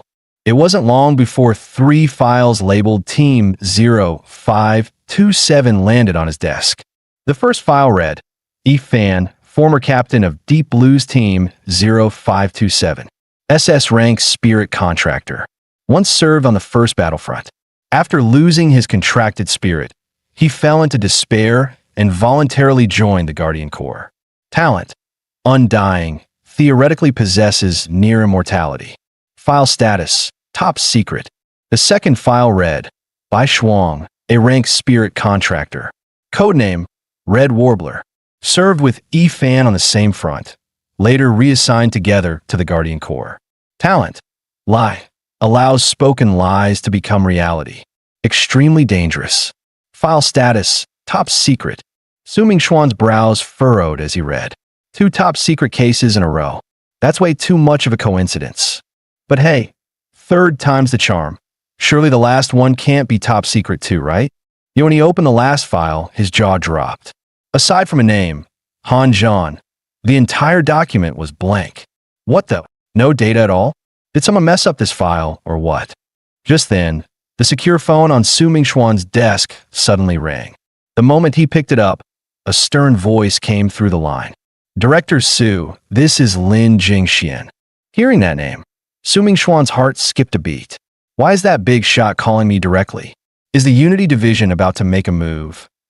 Before he could think further, Lin Jingxian continued coldly. "Director Su, stop looking into that file. The subject exceeds your clearance level." As the call ended, Su Mingxian wiped the cold sweat from his brow. Unbelievable. Who the hell is Han Zhan? Even top secret doesn't cover his file? Meanwhile, Han Zhan had just completed the 18th mission with his team. He immediately asked Bai Shuang to check their current score. At his request, Bai Shuang quickly pulled up the data on her tablet. Fan, practically bouncing with excitement, was certain they'd made it to the top spot. But Bai Shuang looked up with a conflicted expression. "We've got 1,800 points now, but we're still ranked dead last." Fan and Xia Yue were both stunned. How was that even possible? Is there someone clearing missions faster than us? Bai Shuang clenched her fists and growled. "It has to be Zhao who pulling strings behind the scenes." Han Zhan scrolled through the rankings and quickly noticed something strange. Several of the lower-ranked teams were now all tied at 2,300 points. It became obvious they must have coordinated to pool their mission rewards under one name. And since all the missions were completed properly, technically, they weren't breaking any rules. Bai Shuang's jaw tightened with fury. "Damn it, this whole thing is targeted at me, isn't it?" But Han Zhan remained calm. "Don't stress. The gap isn't too big. We still have a chance to catch up." He then added, "Come on, we've been out long enough. Let's head back to Deep Blue City." Not long after, Li Shutong saw Han Zhan and Xia Yue return to the villa and quickly came over. "How did the trip go?" Han Zhan didn't sugarcoat it. "There were some gains, but overall, the results weren't great. The only good thing? We managed to save the Shang family's convoy." Li Shutong raised an eyebrow. "So that little girl from the Shang family you saved, that was Shang's sighting? No wonder she's been pestering me lately, asking how to awaken her power and become a stronger contract binder." He chuckled. "She kept calling someone a heartless bastard. Turns out she was talking about you." Seeing Han Zhan's puzzled expression, Li continued, I'm an old friend of her grandfather. To me, she's like my own granddaughter. Her family, the Shangs, run Deep Tech, one of the top 5 corporations. They specialize in advanced weaponry, designed for those without contract spirits. This whole escort mission was actually a setup. They hoped it would scare her into backing off, but you completely flipped their plan. Han Zhan blinked. So, I ruined their plan by trying to help. Li just waved it off. Doesn't matter. What they were transporting was meant for me anyway. He opened a secure case and smiled. And this right here, this is my gift to you both, breakthrough elixirs. These not only boost your base stats, but they might also enhance your innate talent. 1 each, no hesitation. Han Zhan and Xia Yuwei exchanged a glance and said in unison, Thank you, master. Without delay, they each took a vial and downed it in one gulp. Within moments, a surge of power enveloped Han Zhan. In just 2.5 seconds, he had successfully advanced to a Tier 2 contract binder. At the same time, Xia Yuwei experienced a dramatic transformation. Not only did she break through to Tier 2, but she also awakened a new divine trait, Celestial Phenomena, for aspects. Though named Celestial Will, it was in fact the embodiment of nature's 4 forces: wind, fire, thunder, and lightning. Alongside this, she unlocked 2 new battle compositions, Inferno and 6 Heavenly Thunders. Feeling the surge of power within her, Xia Yuwei couldn't help but exclaim, This is incredible. I feel like my strength just exploded. Han Zhan was equally impressed. These elixirs are insane. If I could take one every day, I'd be unstoppable. Li Shutong laughed and scolded him. What do you think this is, a vegetable farm? You want to harvest yourself every day. Just then, Han Zhan's phone rang in his pocket. He answered, and White Frost's anxious voice came through. Captain, check the mission list. There's a Tier 3 Wander-class insect spotted in Deep Blue City. A fully formed Wanderer. It's on par with 3 Tier 3 contract binders combined. Do we take this mission? Han Zhan didn't hesitate. Rally at Xixia Road immediately. He grabbed Xia Yuwei's hand and dashed out of the villa without a second thought. Moments after they left, a shadowy figure appeared inside. It was Li Shutong's butler. Master, he reported softly, we found Miss Lingjin, but she still refuses to come back. Li Shutong frowned slightly and asked in a deep voice, Where is she now? The butler replied, truthfully, Shanghai City. Meanwhile, the entire Squad 0527 had arrived at the rendezvous point. Captain, have you made up your mind? Are we going or not? Han Zhan responded seriously, Why not? This is our chance to flip the rankings. But Bai Shuang looked worried. The Wandering One is too dangerous. Even in its juvenile form, we're no match for it. Han Zhan turned to her and asked, Do you know what a red alert really means? It means if we don't act now, once that thing matures, it could wipe out an entire city.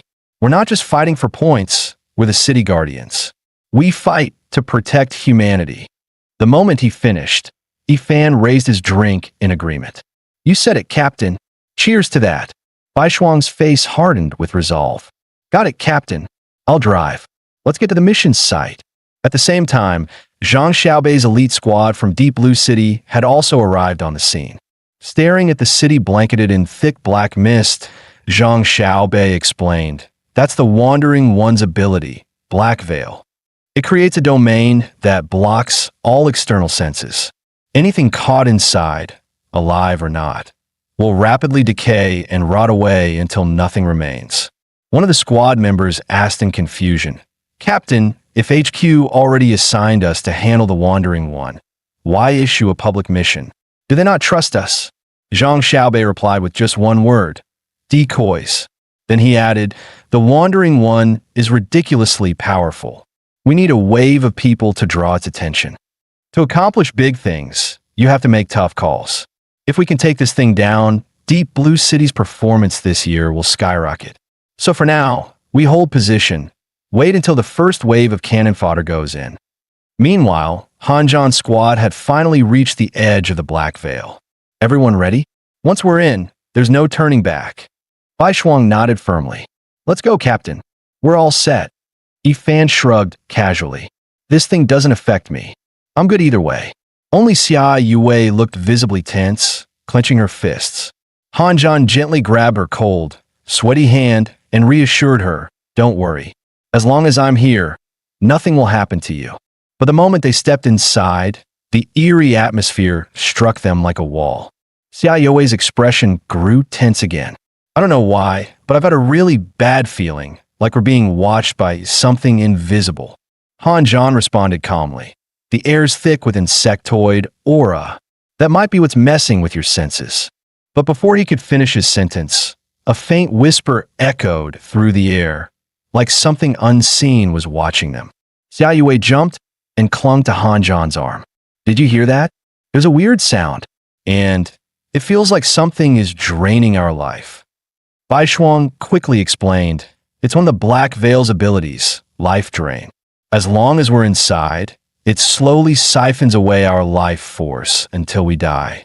Ifan, unusually serious now, added, according to intel, we've got no more than 30 minutes. If we don't destroy the core from the inside by then, we'll all become nutrients for the Wandering One. Suddenly, Bai Shuang pointed ahead. You mean that black sphere over there? Ifan glanced at it and nodded grimly.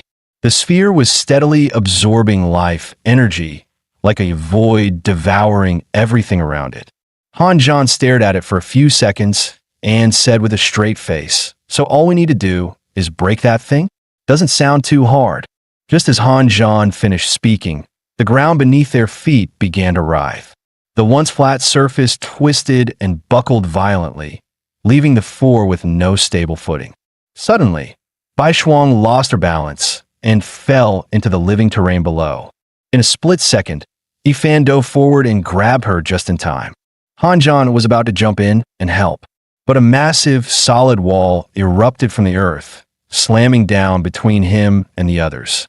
This was the Wandering One's second talent, life infusion. Life could be taken, but also granted, and what it granted life to wasn't limited to creatures. Even weapons, tools, and the ground itself could be animated. Xia Yue instantly shifted into combat mode. If that's the case, then let's break through together. Seeing the Fushi Zither hovering before him, Hanjan felt a surge of fighting spirit. Without hesitation, he scooped up Xia Yue and launched into the assault. In the blink of an eye, countless shadow blades burst from his fingertips, crashing down on the massive wall like a storm.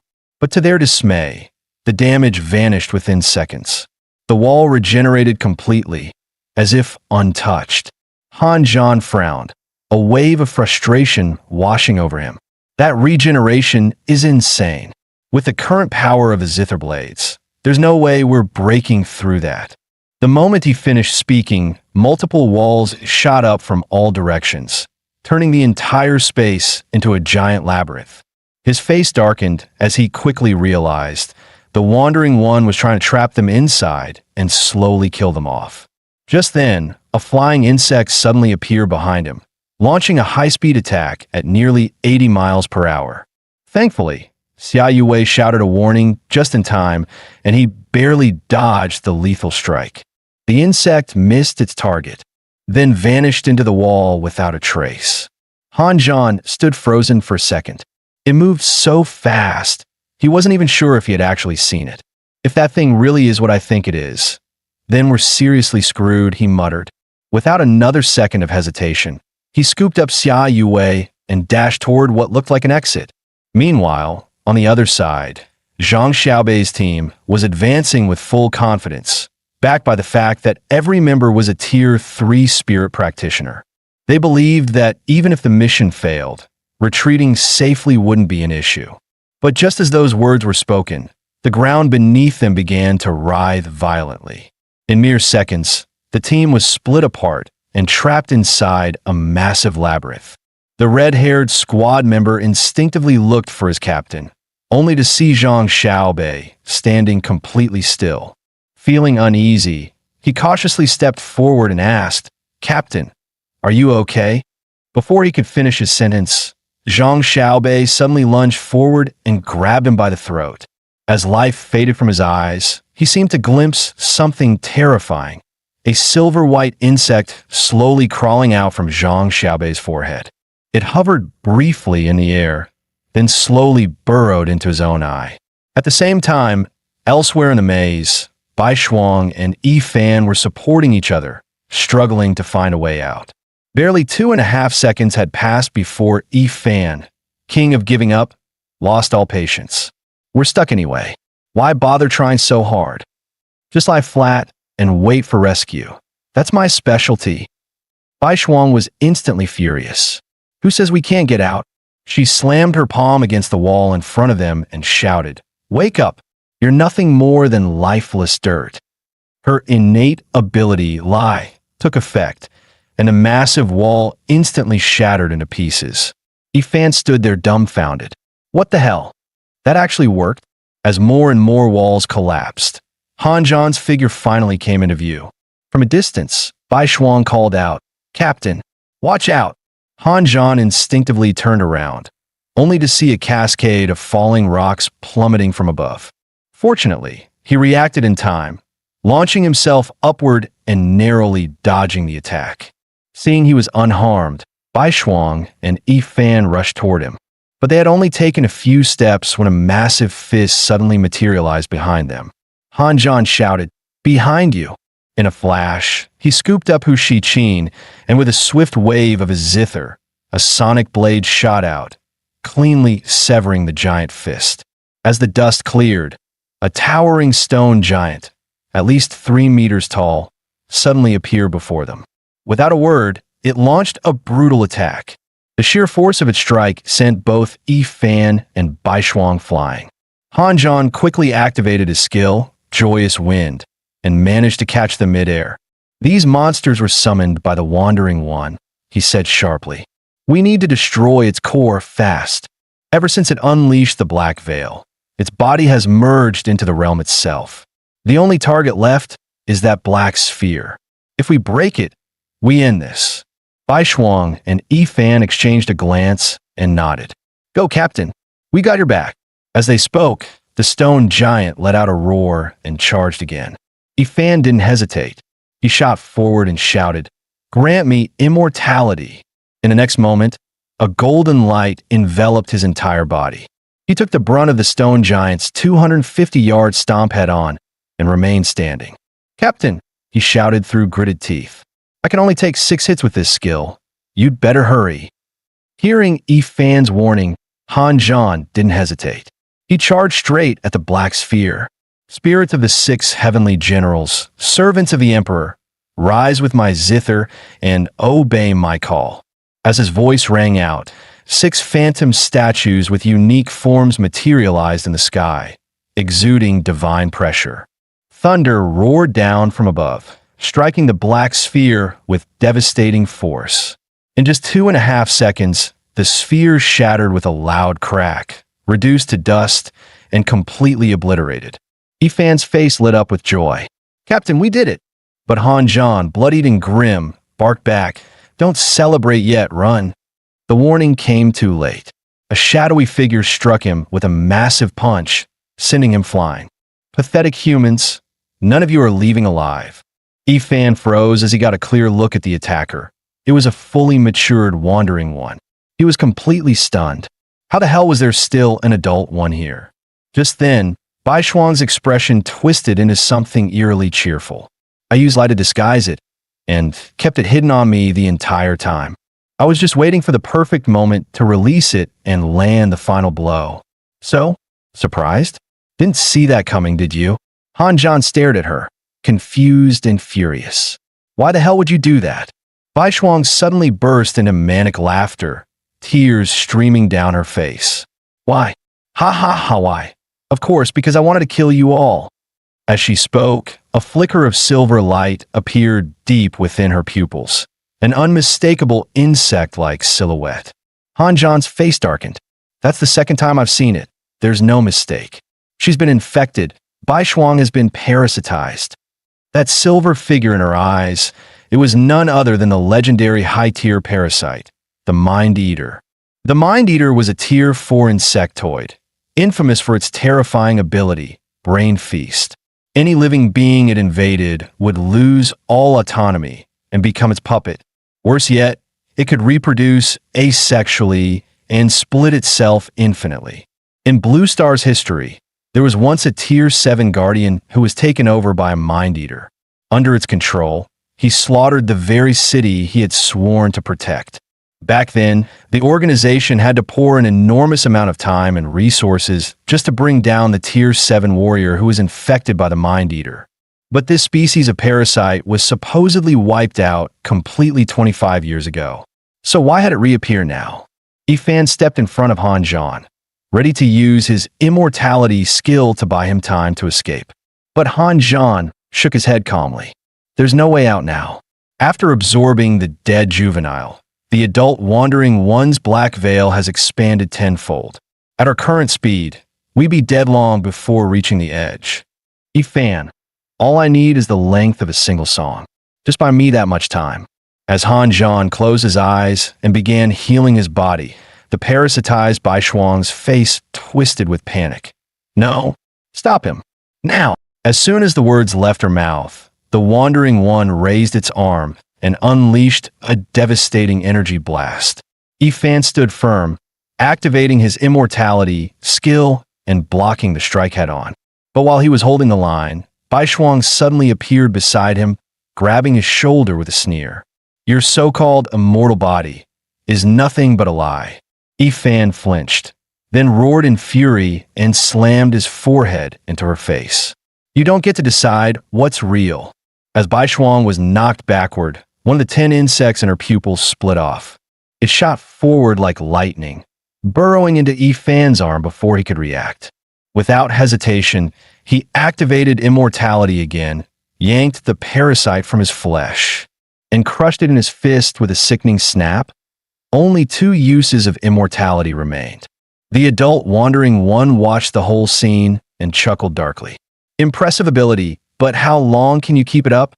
With that, it began gathering energy once more, this time forming a razor-sharp war spear. Ifan didn't flinch. He activated immortality again and took the blow head-on. But as the spear struck, cracks echoed through his golden shield.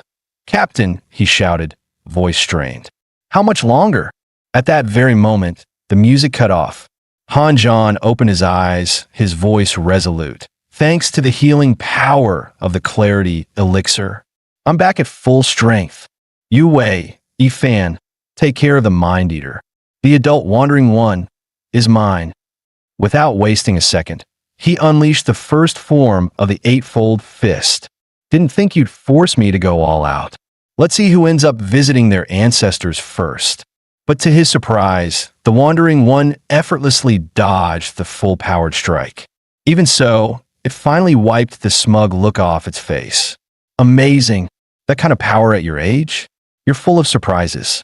As it spoke, it slowly pulled a flaming ancient sword from its mouth. Let's see how many strikes you can survive.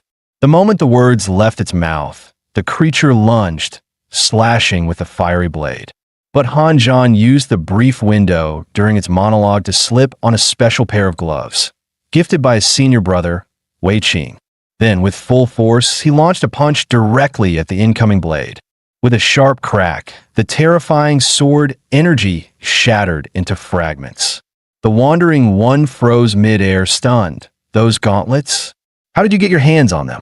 Over a decade ago, one of your kind killed a Worm King on the battlefield. The Wandering One snarled. He was a real warrior.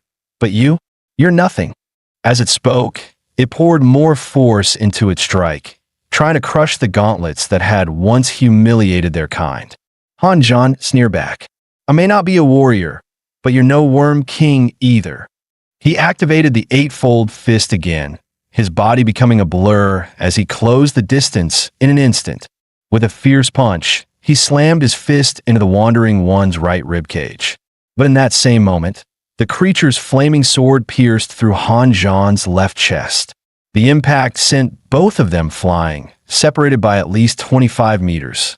Clutching his bleeding chest, Han Zhan growled, "Damn it, if we don't take it down before it fully absorbs the juvenile's energy, we don't stand a chance." With no hesitation left, Han Zhan activated the second level of the Eightfold Fist cultivation. A surge of spirit energy flooded his body, coursing through every nerve and vessel. He launched himself like a bolt of lightning, too fast for the naked eye to follow. Before the Wandering One could react, Han Zhan's fist slammed hard into its chest. In the next instant, the creature's massive body shattered into pieces. Standing firm, Han Zhan looked down coldly and said, "You lost."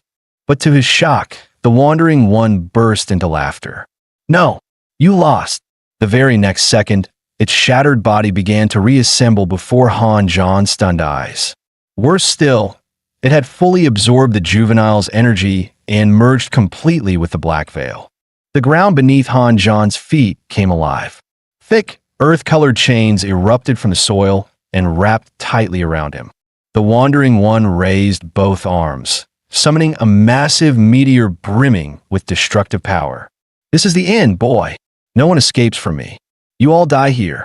The moment the words fell, the massive meteor, capable of obliterating all life, came crashing down upon them. In a desperate move, ERank activated his final charge of immortality, standing between the team and certain death. But against a force like this, one human was far too small. His last remaining use of immortality lasted only 2.5 seconds, before shattering completely. Just as ERank was about to be crushed, the meteor suddenly froze in midair. Then, an aged but powerful voice echoed across the battlefield. "Eightfold Fist, 6th form, / scenic strike, unleashed." In the blink of an eye, both the Wandering One and the massive meteor were obliterated under a golden fist strike, reduced to dust. As the all-consuming black veil finally dispersed, a familiar figure stepped out from the void. Li Shutong had arrived. Seeing his master reappear, Han Zhan's heart finally settled. He exhaled softly, a tired smile on his lips. "Guess, I'm finally off duty." Then everything went black as he collapsed unconscious. When Han Zhan finally woke up, 2.5 days had passed since the battle. According to Xia Yuwei, while he was unconscious, their teacher had eliminated the 10 parasites. But since the queen couldn't be located, the threat wasn't fully resolved. ERank, who had thrown everything into blocking the meteor, had nearly every bone and vein shattered. Though he survived thanks to his immortality ability, he was still in the ICU, barely hanging on. Just then, a nurse burst into the room, clearly flustered. "You're his teammates, right?" "ERank, he's gone missing." That's when Xia Yuwei recalled their teacher's instructions to track down the Mind Eater themselves. With Bai Shuang still missing, it was clear ERank had gone after them. Han Zhan immediately got out of bed and said firmly, "Bai Shuang is a Tier 4 Mind Eater. She can reproduce asexually and split herself indefinitely. But if the queen parasite is destroyed, all the offspring will die with her." ERank must have figured that out and set off on his own. Xia Yuwei added grimly, "One more thing. The Guardian organization deducted 100 points from Squad 0527 that they didn't even leave behind the Wandering One's corpse. All materials were taken straight back to headquarters. Since the mission was ultimately completed by Li Shutong, all other squads were marked as failures and had their points deducted accordingly. When Han Zhan heard this, he actually laughed in disbelief. "We were out there fighting for our lives, and the people behind us were pulling shady moves against us.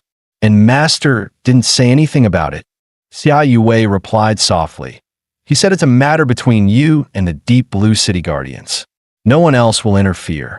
Upon hearing that, Han Zhan grabbed Xia Yuwei's hand and headed straight for the exit. "Let's go. We're taking back what's rightfully ours." If Master said no one would get involved, that means it's not just him. The other big shots won't step in either.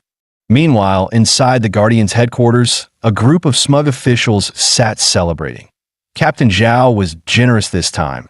He shared the Tier 4 insect materials with all the squads. Just then, the doors were kicked open. Han Zhan stormed in with Xia Yuwei at his side. "Where's Zhao Hu? Get your ass out here." The room went dead silent.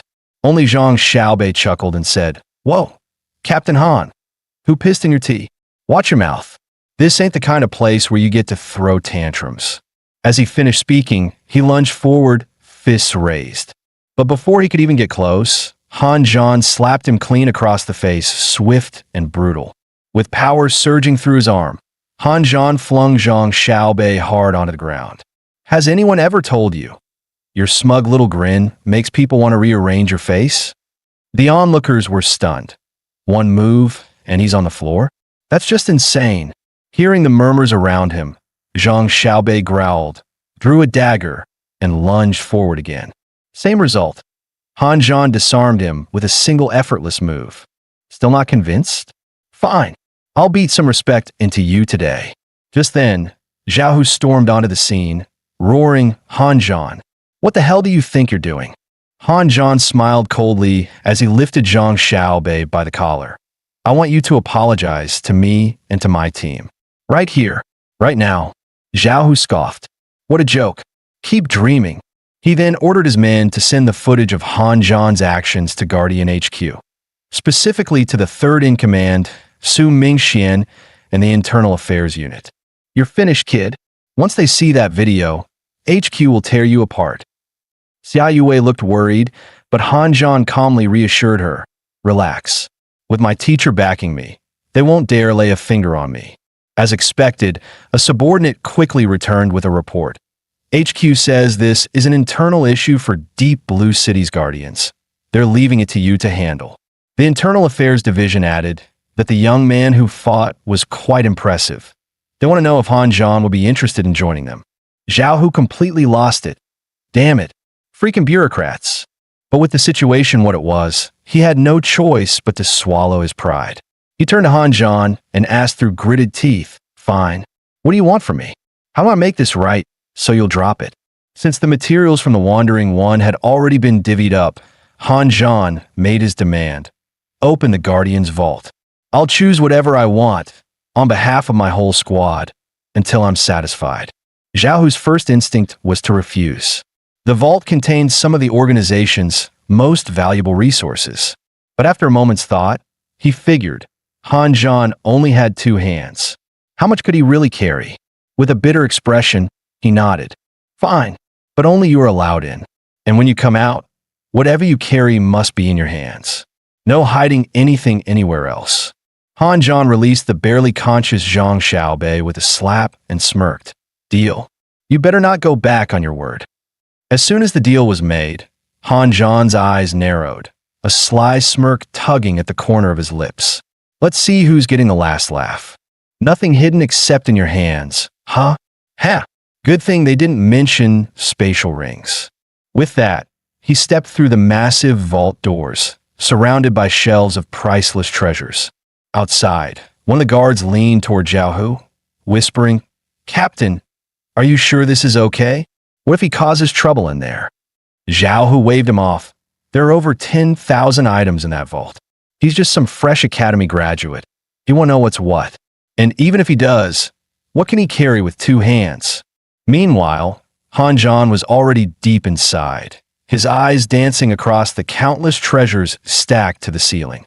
Everfrost petals, branch leaf grass, the limbs of a tier 3 bone ant, the wings of a tier 5 ghost moth, and even the shell of a tier 6 wall crab.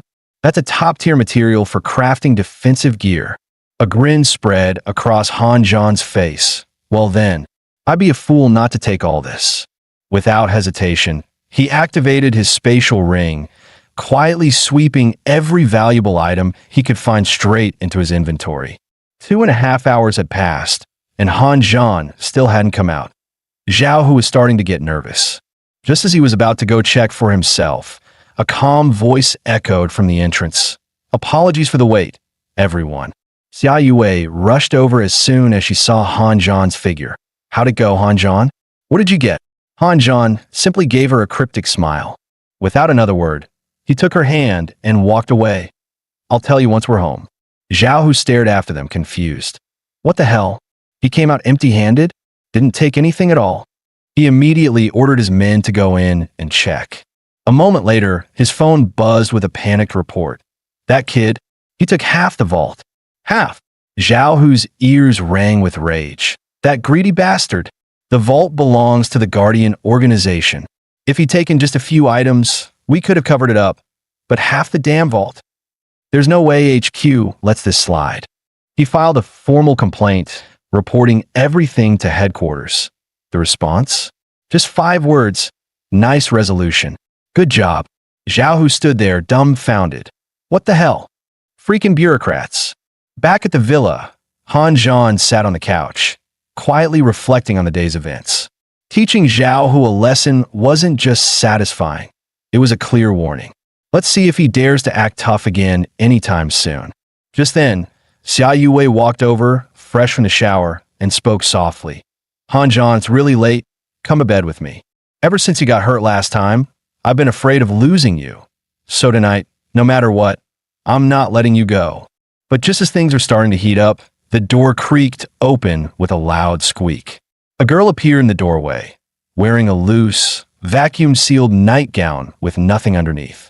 Xia Yuwei's face turned crimson, and she instantly slid off Han Zhan in embarrassment. Han Zhan glanced at the new arrival, confused. And you are? The girl grinned mischievously. You're living in my grandpa's house and don't even know who I am? It finally clicked. This was Li Lingjin, his teacher Li Shudong's granddaughter. But what shocked him even more, she had awakened one of the 10 ancient divine artifacts, the Shinnon Cauldron. Han Zhan sighed, covering his eyes with one hand as he pointed at her outfit. Are you seriously okay walking around like that? Li Lingjin casually shook her head. This is how I'm most comfortable at home. Staying like this helps spark my creativity. Then, she leaned in closer to Xia Yuwei with a mischievous grin.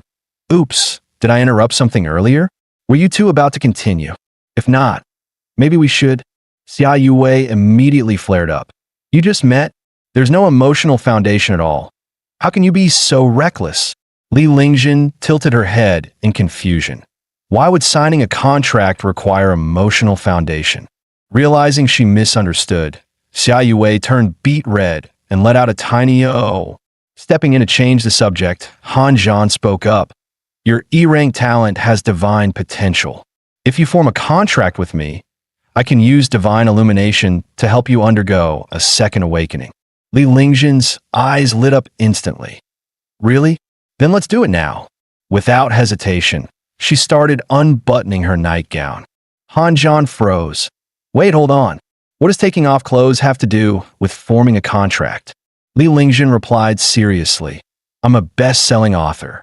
In my books, contracts always require close-range, physical contact. Han Zhan and Xia Yuwei both turned dark in the face. No wonder your books keep getting banned. Han Zhan shook his head with a sigh. Looks like I'll have to save you from yourself before you do anything too outrageous. As soon as he finished speaking, golden chains of contract magic appeared around both of them. Han Zhan suddenly opened his eyes wide and shouted, Divine Summon! A surge of powerful energy erupted from Li Lingjin's body. Within just 2.5 seconds, a phantom image began forming above her head, one of the 10 ancient divine artifacts, the Shinnon Cauldron. As more and more energy surged into her body, Li Lingjin's contracted spirit underwent a complete transformation. She evolved from an ERank spirit into a top-tier SSS-Rank artifact spirit and awakened a divine trait called True Essence Refinement, allowing her to absorb the essence of spirit-rich materials, whether rare herbs or insect beasts, and condense their energy into its purest form. Witnessing this, Han Zhan was stunned. Wait, this ability can extract pure energy? Doesn't that mean she could basically power up anytime she wants? Li Lingjin slowly returned to consciousness. Staring at her glowing hands in awe, she whispered, This is my ability? Han Zhan nodded with admiration. Yep, it's incredible. Want to give it a try right now? Xia Yuwei, catching the vibe, quickly stood up. I'll go get some tea. You two carry on. As she left, she muttered with a wry smile. Didn't expect the little one to also be a divine-ranked spirit. What a surprise. But 2.5 minutes later, just as she returned with the teapot, she was startled by the sounds coming from inside the room. Rustling, followed by Li Lingjin's panicked voice. Stop, stop. Don't put in any more. It's already full. Xia Yue paused for a moment after hearing the strange cries. Then, with a flash of anger, she kicked open the door. What the hell are you two doing in there this late at night? But as soon as she saw the scene inside, her pale face instantly flushed red. Turns out, they really were putting things inside. They were refining materials using the Shinnon cauldron. At that moment, the cauldron erupted in radiant light under Li Lingzhen's command. Moments later, several pristine white pills condensed into Han Zhan's hand. Xia Yue hurried over and asked, "What are these?" Han Zhan replied calmly, "They're spirit energy pills.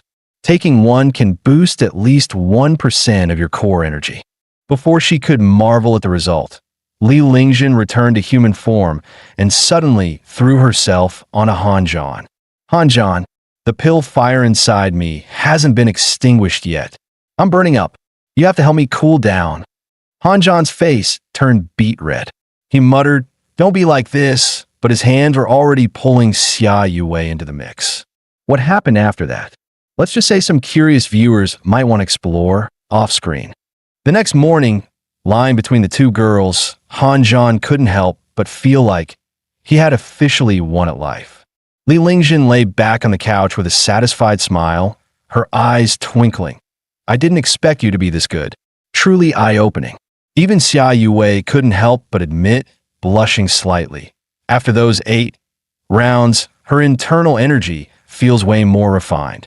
Feeling the awkward atmosphere, Han Zhan cleared his throat and quickly changed the subject. "All right, enough rest. From today on, we begin officially investigating the 10 queen parasites and searching for the missing members of Squad 0527. Li Lingzhen blinked in confusion. Wait, someone went missing? But the moment she saw Bai Shuang's photo, she let out a small gasp. "Hey, I think I've seen this woman before. Doesn't she often go dancing at night?" Xia Yue asked suspiciously. "How would you even know that?" Li Lingzhen replied matter-of-factly. "Because I go there too. Breeze Ballroom. It's the biggest dance hall in all of Deep Blue City. You guys really didn't know that." Han Zhan's eyes lit up with excitement. "Perfect. That gives us a solid lead." He immediately pulled out a small spray bottle and spritzed both of them with it. The girls winced and covered their noses. "Ugh, what is that awful smell?" Han Zhan explained seriously. "It's pyracantha blossom spray. Parasitic bugs are extremely sensitive to its scent, makes them go berserk. It's perfect for detecting whether someone's been infected." After making all the preparations, Han Zhan took Xia Yue and Li Lingzhen straight to Breeze Ballroom, the most popular nightclub in Deep Blue City. As soon as they entered, he approached the front desk and asked, "Is there a woman here named Red Iris?" The employee's expression turned oddly twisted. He raised an eyebrow and smirked. "Excuse me, sir. Did you just say Red Iris?" Han Zhan nodded firmly. "Yes, Red Iris." The moment he repeated the name, the entire ballroom went silent. Every pair of eyes in the room locked onto them. Just as Han Zhan was about to brace for a fight, the bartender suddenly shouted with excitement. "Finally, someone said the name. That means this guest is the one. We've been waiting. He's paying for everything tonight. Drinks for everyone on the house." Instantly, the crowd erupted in cheers. People hooped, clapped, and even shouted, "Let's go! Woohoo takeoff!" Still baffled, Han Zhan tried to make sense of the situation. The bartender leaned in and explained, "Yesterday, a mysterious guest racked up a huge tab and said someone would eventually come in and say the words Red Iris. That person, meaning you, would cover the entire debt and treat the whole club." Upon hearing the bartender's explanation, Xia Yue frowned sharply and muttered, "Who does something this nasty?" But Han Zhan had already figured it out. "It's Yifan," he said calmly. "Only he would leave a gift like this." The bartender then pulled out a wooden box from under the counter. "The same man left this too," he said. "He insisted I hand it to you personally." As soon as Han Zhan took the box, he noticed it was cloaked in a faint golden glow, a familiar aura that only belonged to the innate talent called Undying. The moment his fingers touched the surface, the golden shield shimmered and slowly dissolved, as if it had recognized his presence. Inside the box was a single folded slip of paper. Opening it, Han Zhan found two pieces of information. One about Ming, the captain of Deep Blue City's 1st Tactical Unit. The other about the parasite known as the erosion worm. Li Lingjin peered over his shoulder and asked curiously, "This was left by your teammate, right? What's he trying to say?" Han Zhan paused for a brief 2.5 seconds, then replied, "The mother worm started splitting back in February. That means there are currently 7 confirmed hosts infected across Deep Blue." He raised his gaze with solemn determination. "This changes everything. We can finally narrow down the targets." Just as Han Zhan finished speaking, he suddenly felt nature's call. He turned to Xia Yuwei and Li Lingjin, saying, "Wait here. I'll be right back." Then he headed toward the restroom. As he entered, he brushed past a middle-aged man in a suit on his way out. The man had almost left when he abruptly stopped in his tracks. His face twisted with rage, and he shouted maniacally, "Damn it! That scent, it's lilac. I hate lilacs more than anything."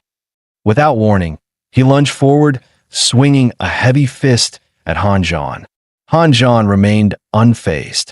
With a single palm strike, he sent the man flying 25 meters across the corridor. As the man tumbled backward, a flash of silver burst from his mouth. A parasitic worm erupted from his body like mist from a ruptured pipe. Recognizing it instantly, Han Zhan snatched it mid-air with a single motion. With a firm squeeze, the erosion worm was crushed into a sludgy pulp, completely obliterated. Hearing the commotion, Xia Yuwei and Li Lingjin rushed over, their faces filled with concern. Han Zhan calmly dusted off his hands and said, "It was an erosion worm. Its host was the owner of this dance hall. Situation handled." After hearing Han Zhan's explanation, Xia Yuwei fell in a deep thought. There are 7 hosts in total. We've only identified one. Who could the others be? Li Lingjin chimed in with a frown. "If I go by how I write my novels, the bad guys are always the ones closest to the protagonist. What if the people around Ming are already infected?" Han Zhan nodded, no longer hesitating. "Let's move. We need to find more leads, now." But just as he stepped out of the dance hall, a young man wielding a machete rushed at him, screaming, "Han Zhan, I'll kill you." Han Zhan calmly sidestepped the attack with minimal effort. Then he launched a powerful kick, sending the man crashing to the ground, instantly knocking him out. As the man fell, another silver-white insect burst from his mouth. Without missing a beat, Han Zhan raised his hand and crushed the creature mid-air. "Another erosion worm?" Li Lingjin said, stunned. "This is getting way too convenient." Xia Yuwei glanced at the fallen attacker and gasped, "Wait, I know him. He's one of Zhao Hu's men." Hearing that, Han Zhan's eyes lit up with realization. "I've got it. Every single infected person has a connection to this place. Ming, the dance hall owner, Bai Shuang, even this guy, they've all been to the Breeze dance hall." His expression turned grim as he continued, "And there's only one common link between them. Zhao Hu, the acting captain of Deep Blue City's 1st squad." Suddenly, a chill shot through Han Zhan's heart. "Damn it, I know exactly where Fan went." Meanwhile, on the top floor of the Guardian's headquarters, Zhao Hu was rhythmically grunting as he exercised. Sitting on his desk, the flirtatious secretary giggled, "Captain Zhao, you're amazing !" Just as he was about to finish, the door burst open with a loud bang. Ming stormed in, straight from the hospital, rage burning in his eyes. "Zhao Hu, you murdered Ming to steal his position and used those parasitic bugs to suppress gifted awakeners and bonded spirits. With all those crimes on your head, how dare you still walk free?" Zhao Hu sneered. "You must be that useless little brother of Ming, huh? What's wrong? Your girl died. So now you're here to throw a tantrum?" Ming's fury boiled over. "This is all you're doing. Tonight, I'm settling this once and for all." But Zhao Hu remained smug. "Don't blame me. Blame them for picking the wrong side and having shitty luck. And you've been standing here, flapping your mouth, not worried about the reinforcements coming." The moment the words landed, Zhao Hu's men rushed in. "This man tried to assassinate a city guardian. Execute him on the spot," one of them shouted. Ming's eyes burned with rage as he activated his immortal shield. You scumbags dare play the victim? Fine, I'll take you all on. Just then, Han Zhan arrived with Xia Yuwei and Li Lingjun. With a flick of his wrist, he blasted several attackers flying into the walls. Zhao Hu's face twisted in shock. Han Zhan, why the hell is he here? Even Ming froze.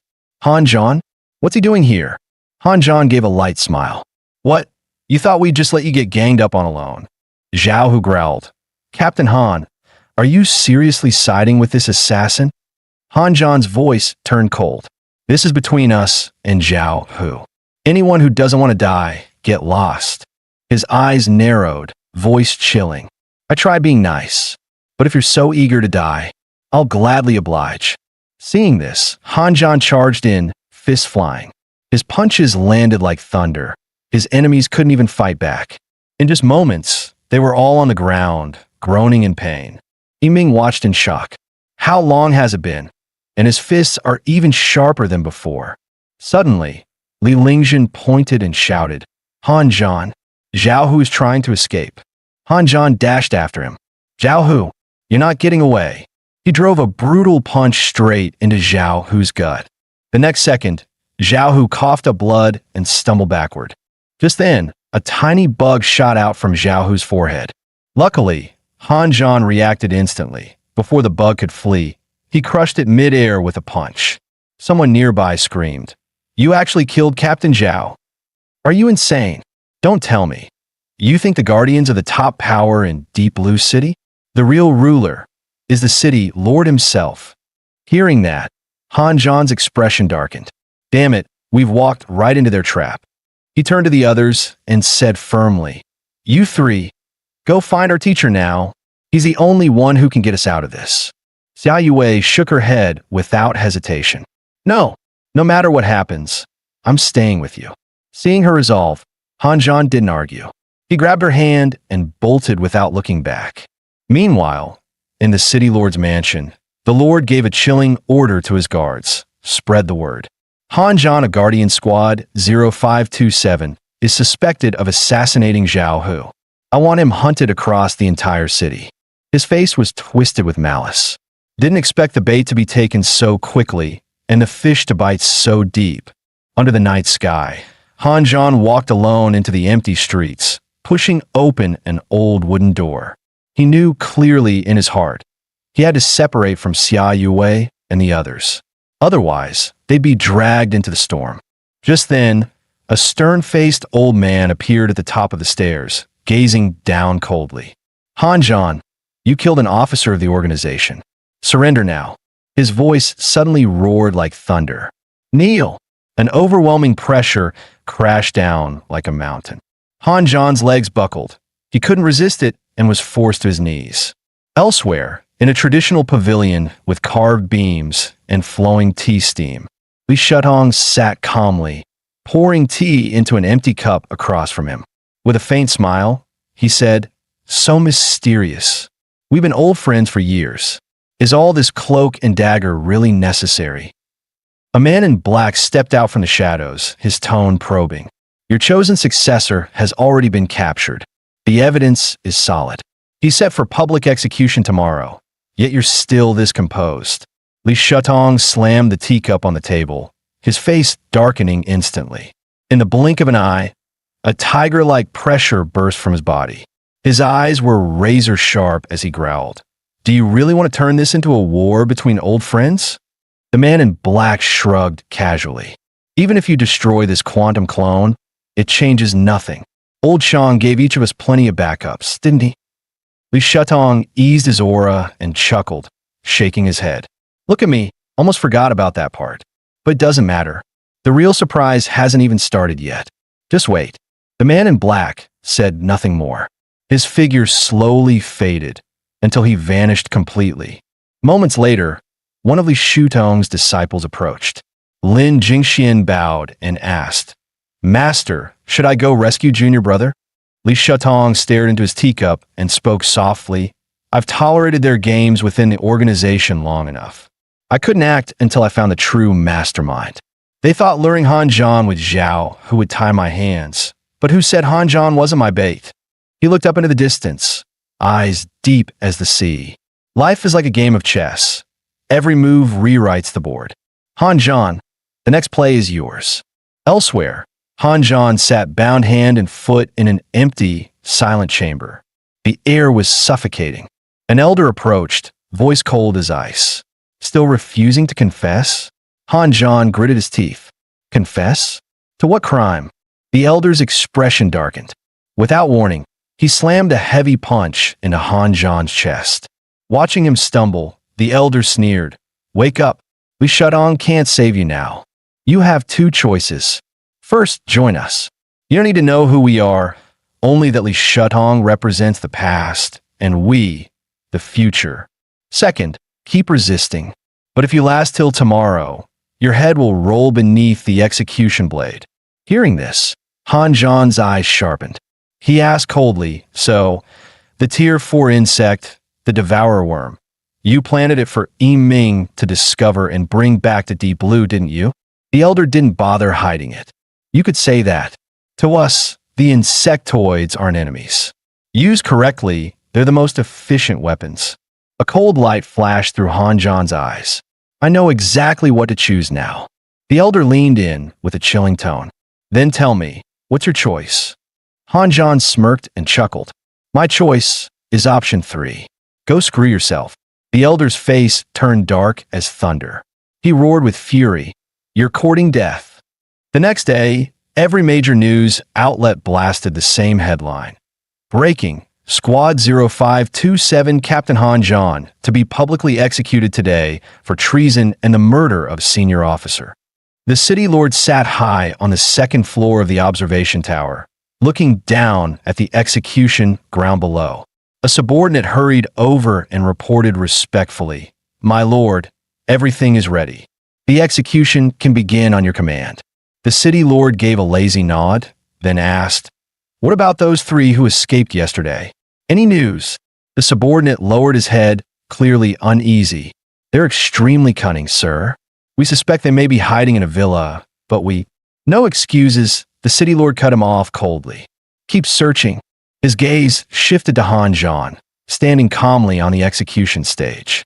He muttered, The time's almost up. And yet, he's still so calm. What is he hiding? Meanwhile, Han Zhan stood silently, deep in thought. Teacher once told me to do whatever I needed. He backed me no matter what. Why? Did he already foresee all this?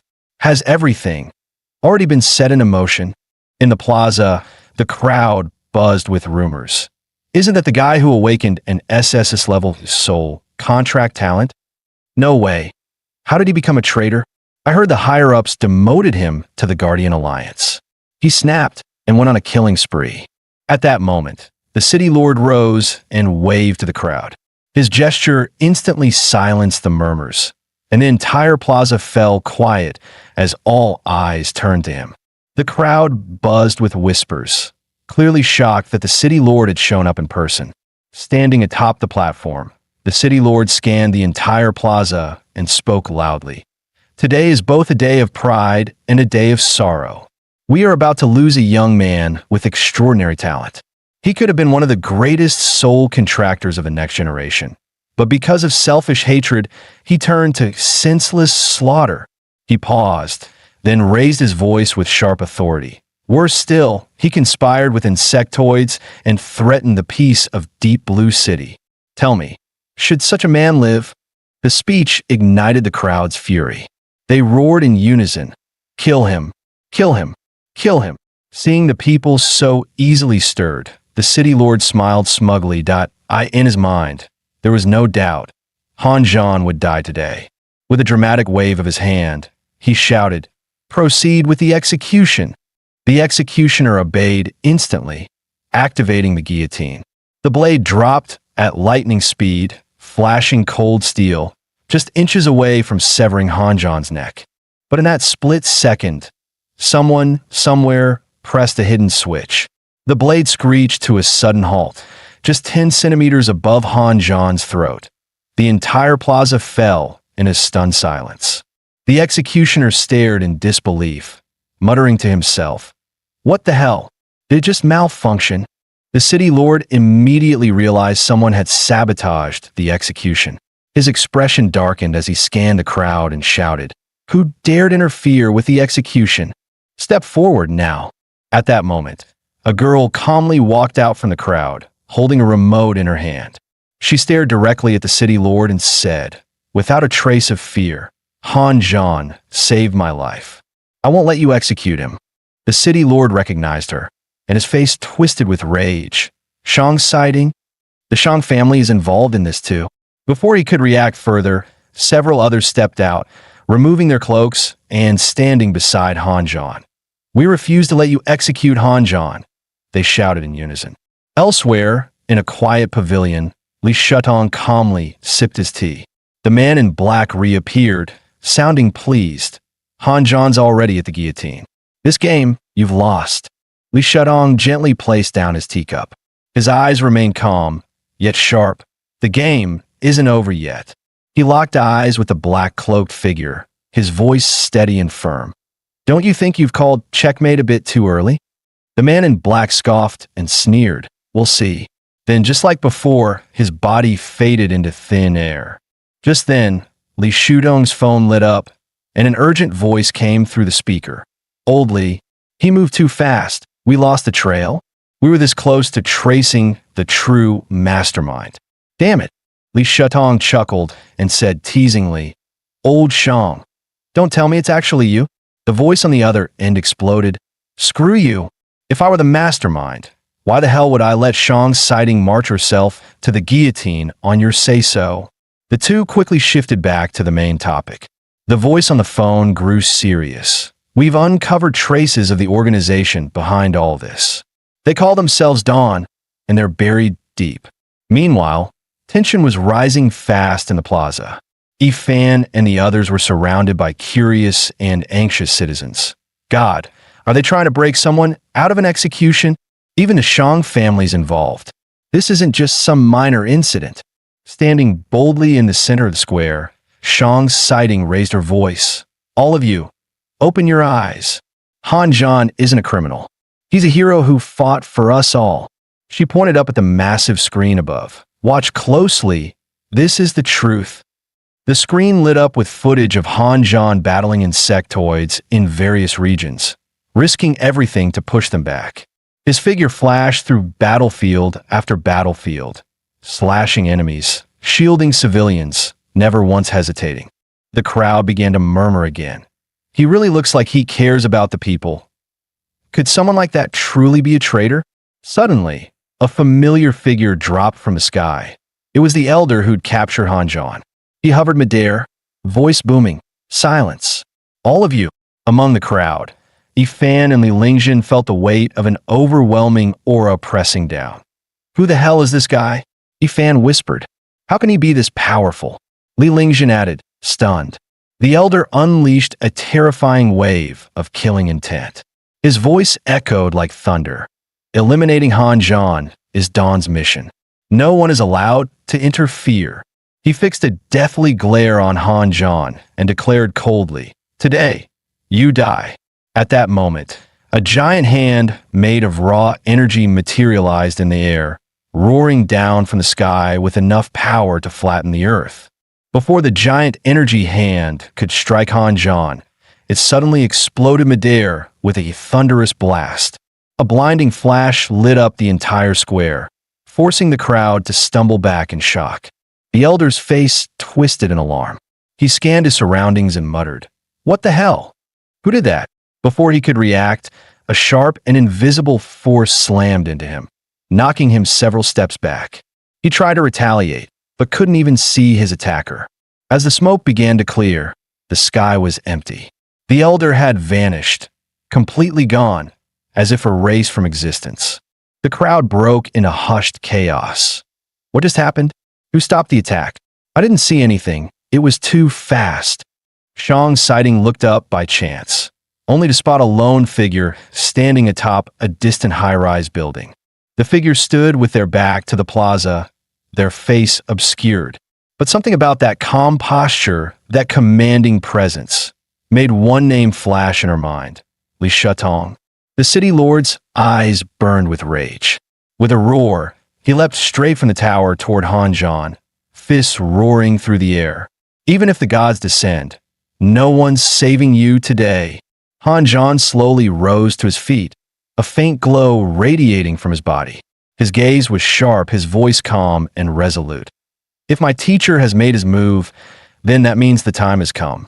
The city lord's fist barreled toward Han like a meteor, packed with overwhelming force. But just as the strike was about to land, Han slipped aside with inhuman speed. A moment later, the ground where he'd stood shattered violently, creating a massive crater as dust and rubble flew in every direction. While the city lord was still stunned by Han's speed, Han had already appeared above him, his presence sharp as a blade, radiating raw force. Without hesitation, Han drove his fist downward like a thunderbolt crashing from the sky. The blow smashed the city lord straight into the ground, creating a massive crater with a deafening boom. Han stood at the edge of the pit, staring coldly at the fallen city lord below. Suddenly, his eyes narrowed. From a city lord's forehead, a tear for devour worm came flying out. Han reacted instantly. He snatched the fleeing parasite right out of the air. With one sharp squeeze, he crushed it. Black fluid oozed from between his fingers. The crowd watched in stunned silence. No one had expected this. Their mighty city lord had been infected by a parasite. Han raised the crushed remains high in the air and shouted, "This is a tear for devourer worm. It burrows into humans, manipulates minds, clouds judgment, and turns us against each other. You don't have to believe in me, but everything I've done was to protect humanity." Whispers broke out across the square. So that's why? No wonder the city lord's been acting so weird. Han saved us. We were all about to be controlled. Just then, Li Shutong calmly stepped forward from the back of the crowd and stood beside Han. He looked at him with a faint smile and asked, "Well, did you finally understand the meaning of walking the line between life and death?" Han smiled faintly. "Having my teacher clean up the mess feels pretty nice. But next time, I'd rather be the one moving the pieces, not just another pawn on the board." Li Shutong smiled warmly and gave Han a firm pat on the shoulder. "You did well. The queen parasite is dead, and the remaining devourer worms have been eliminated. You've done a great service for all of humanity." He let out a quiet sigh and added, "Unfortunately, the final strike was too strong. We didn't get any usable intel on Dawn." Han immediately caught the meaning. "Dawn, what is it?" Li Shutong's tone grew heavy. "A hidden organization that's infiltrated our guardian ranks. So far, we've only found scattered traces, nothing solid enough to expose them." Han frowned deeply. The idea that such a group had already wormed its way into the Guardians sent a chill down his spine. This was bigger than he thought. Just then, Fan and the others approached, their faces grim. They spoke quietly. "We found Bai Shuang's body." The words hit Han like a punch to the chest. His heart sank, but he took a deep breath and forced himself to stay composed. "Where is she now?" Fan lowered his voice. "There were 1,001 casualties in total. Bai Shuang, along with the others, they've been preserved in ice. A sea burial has been arranged. Before long, the bodies of Bai Shuang and the others were carefully sealed in coffins and gently lowered into the sea. The cold ocean swallowed them whole, like it was burying the pain along with them." Everyone stood silently by the shoreline, staring at the calm waves. Grief lingered in the air, heavy, unspoken, and full of sorrow. Han lowered his gaze, guilt weighing on him like a stone. "I'm sorry, Bai Shuang. I couldn't protect you." But just as they turned to leave, strange dark veins began crawling across Bai Shuang's face, like something alive was spreading beneath her skin. Her forehead darkened, a sickly hue creeping in as if something was consuming her body from within. Suddenly, her eyes snapped open. A grotesque, wriggling creature burst from her mouth with a blood-curdling screech. Time flashed forward. It was now October. A group of friends sat around a hot pot table in a cozy villa, the mood light and cheerful. Li Shutong casually asked while cooking, "So, Han, After the whole Devour Worm incident, you all hit Tier 3?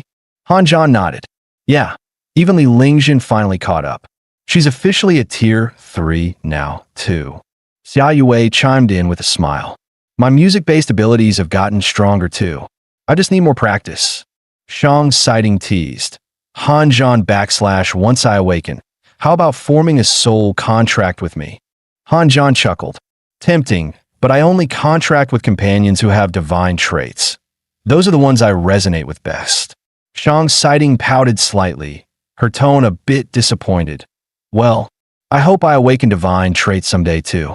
Li Shetong turned to Han Zhan and asked in a calm, serious voice, now that you've reached Tier 3, there's little left for you to learn in the rear cities. So, what's your next move? Han Zhan's eyes burned with determination. Teacher, I want to keep getting stronger. No shortcuts, just my own 2 feet carving a path through this insect-infested world. Li Shetong gave a small approving nod. In that case, I'll contact Wei Qing. He'll have a plane pick you up tomorrow for frontline deployment. The first war zone is preparing for its final large-scale assault before the year ends. He glanced at the others. But since this is a solo trial, the girls won't be going with you. Their growth paths are different from a soul contractor's. I've arranged more suitable training grounds for them. Han Zhan stood up, fist over heart. I'll follow your orders, teacher, no matter what's ahead. On the Great Xia front lines, dozens of heavy artillery cannons lined the top of the city walls like steel beasts. Thunderous shellfire rained down on the hordes of insectoids outside the city, lighting up the battlefield with explosions and smoke. Outside the walls, massive serpentine bugs twisted and surged through the darkness, launching a frenzied assault on the human defenses.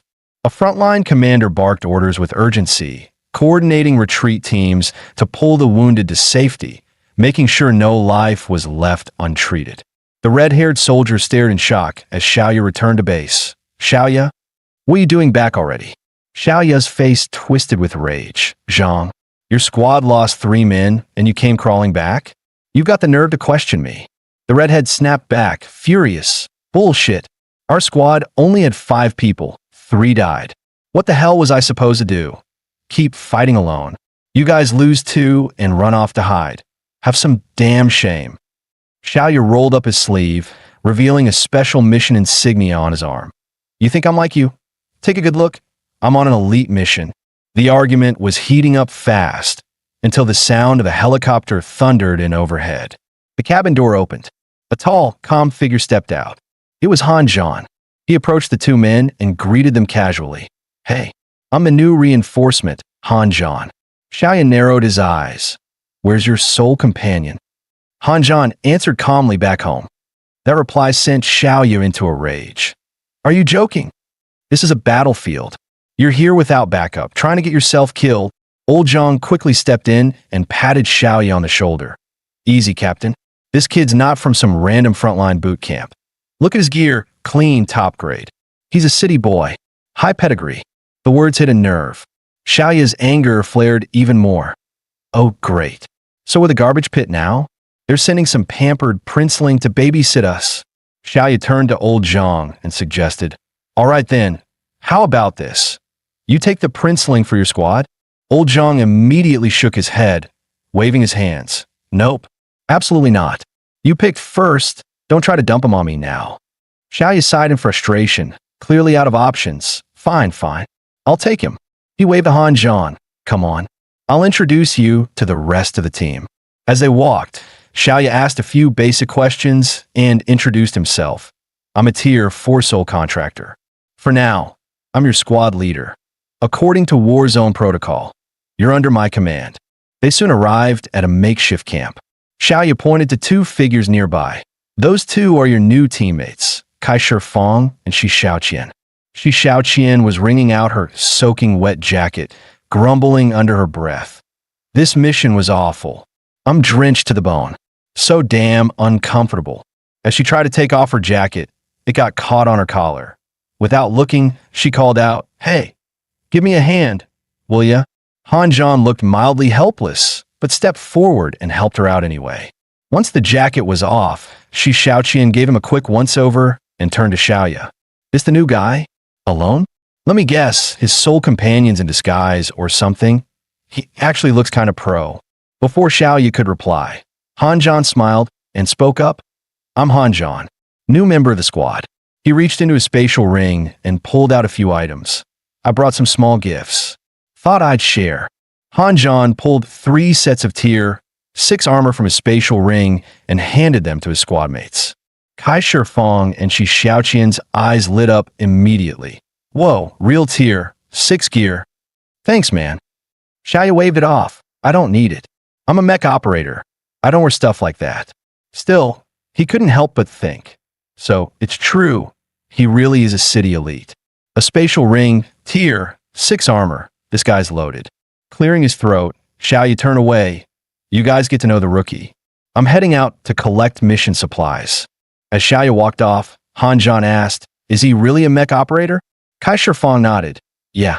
His soul companion died on the front lines. The war zone gave him a second chance to fight inside a mech. Shi Xiaoqian added, he hates those do-nothing higher-ups the most. Then she froze, realizing what she'd said. Oh, sorry. I forgot you're also, one of them. Xiaoyu returned, tossing a heavy supply pack to the group. Gear up. Mission starts now. He scanned them with a stern gaze. This one's a blue-level op, codename, Cut the Bloodline. He continued, you've heard of the Iaki Serpent Clan, right? Their reproduction rate is insane. They outspawn us at a ratio of 10,000 to 1. Even with a kill rate of 100 to 1, we still can't keep up. That's why, over a month ago, the first war zone was deadlocked with them on the front lines. No progress either way. Then, Wei Qin came back. Marshal Wei punched straight through the enemy supply lines, barehanded.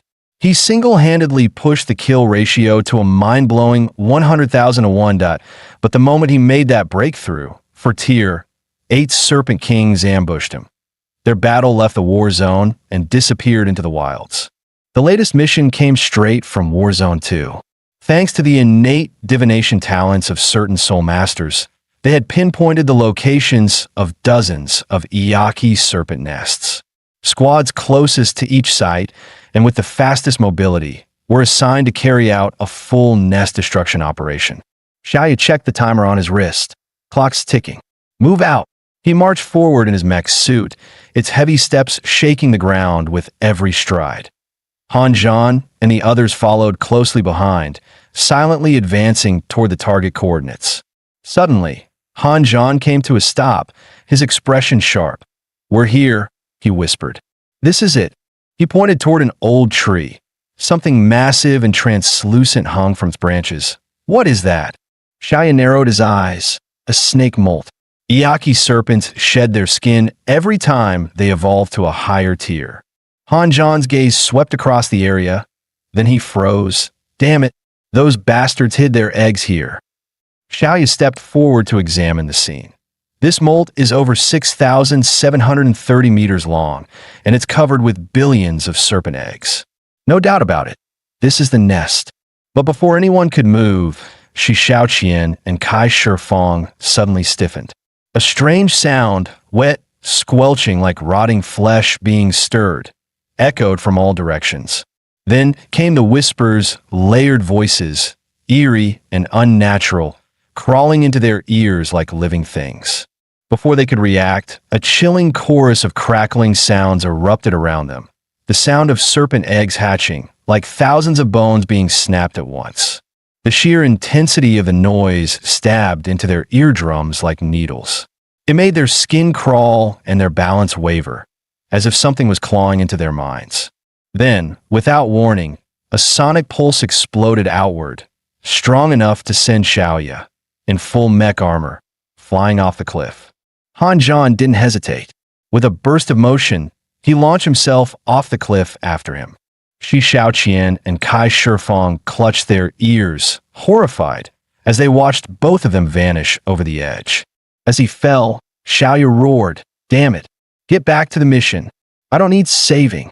But Hanjan ignored him as he grabbed hold of the mech's massive arm mid-air, eyes focused, muscles flaring with raw power. With a mighty shout, he hurled the entire mech suit back up the cliff. It landed with a thunderous thud, perfectly upright. As soon as Xiaoya landed, Shi Xiaoqian and Kai Shifeng sprinted to the edge, yelling Han Zhan's name in panic. Xiaoya stood frozen, stunned. That strength. It was inhuman. Kai Shifeng muttered grimly, "Captain, from that height. He might be dead." Xiaoya's fist clenched. His voice was low and filled with guilt. "This is on me. I got him killed." But just then a familiar voice echoed up from the cliff's edge. "I'm not dead, damn it. Throw me a rope already." As Han Zhan struggled to climb back up the cliff, the other three finally breathed a sigh of relief, smiles breaking out across their faces. Regaining his composure, Xiaoya couldn't help but curse. "Are you stupid? Risking your life to save me? Our mission is to destroy the nest. How could you waste time on me?" But in the brief moment they had fallen, all the Izanagi serpent hatchlings had already emerged from their eggs, cold eyes fixated on them like a swarm of death. The four scanned the sea of wriggling serpents. None of them expected the eggs to hatch this fast. A heavy silence fell, doubt crept in. Would they even make it out alive? Suddenly, the hatchlings surged forward like a living wave. Xiaoya reacted instantly, shouting, "Go! I'll hold them off." But there were too many. They were surrounded. There was no way out. In that split second, Han Zhan reached into his spatial ring and pulled out an item. In a flash, a golden energy barrier expanded, shielding the group from the oncoming swarm. The barrier radiated a soft, calming glow. Miraculously, it stopped the serpents in their tracks. They gathered outside the shield, hesitating to get any closer. Then, something even stranger happened. The snakes lowered themselves, slithering flat against the ground as if surrendering. Seeing this, Han Zhan shouted, "Captain, what are you waiting for? Burn them!" Snapping out of it, Xiaoya activated his mech's flamethrower. A torrent of fire roared forward. The hatchlings shrieked in agony, writhing as flames engulfed them. The ground turned black and scorched, smoke rising into the air. Kai Shifeng stared in awe. "Han Zhan, what did you just do? That was incredible." Han Zhan replied modestly, "Just used a piece of gear. Got lucky it worked on them."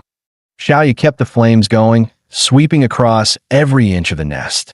Only when the last serpent was reduced to ash did he finally stop. Stepping out of the mech, Xiaoya gave Han Zhan a sharp look. "Who are you really? You're nothing like the pampered brats from a city." Han Zhan smiled calmly.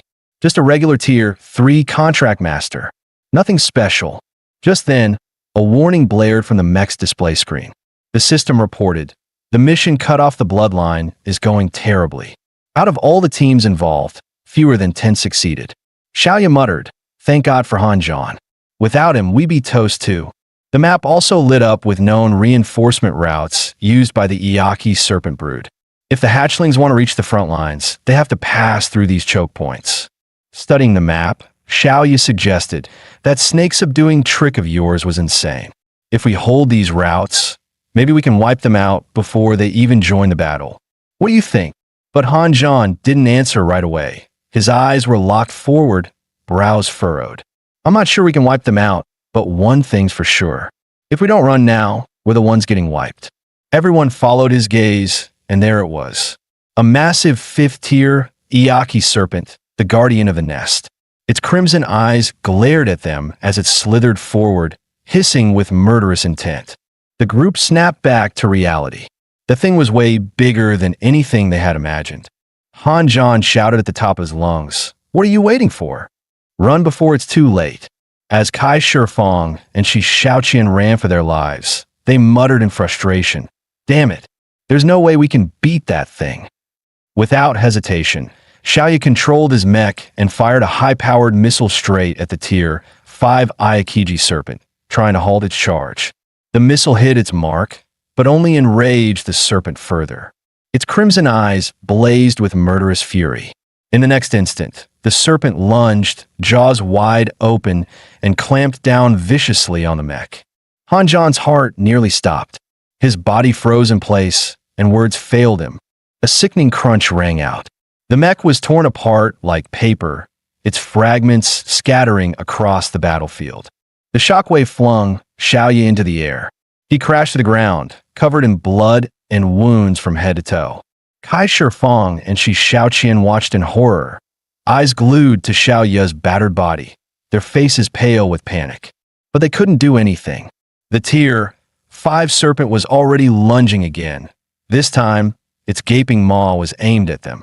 Just as the serpent's gaping jaws were about to devour them, a golden shield suddenly materialized, enveloping the trio like a divine barrier and blocking the deadly strike. It was the Tier 6 armor Han Zhan had given them, finally activating at the critical moment. The shield held firm like an iron fortress. Kai Shifeng's eyes lit up as he exclaimed, "We're saved." But the Tier 5 Aokiji serpent, now enraged beyond reason, unleashed a sudden torrent of venomous fluid from its mouth, a savage and unexpected counterattack. The venom pierced straight through the shield like a rain of poisonous arrows, splattering directly onto Kai Shifeng and Shi Shaoqian before they could react. Within moments, the corrosive toxins began to eat away at their flesh. Agonized screams ripped through the air. In mere seconds, their bodies were almost completely dissolved, leaving behind only broken limbs and pools of blood. The last traces of unwillingness still lingered in their lifeless eyes.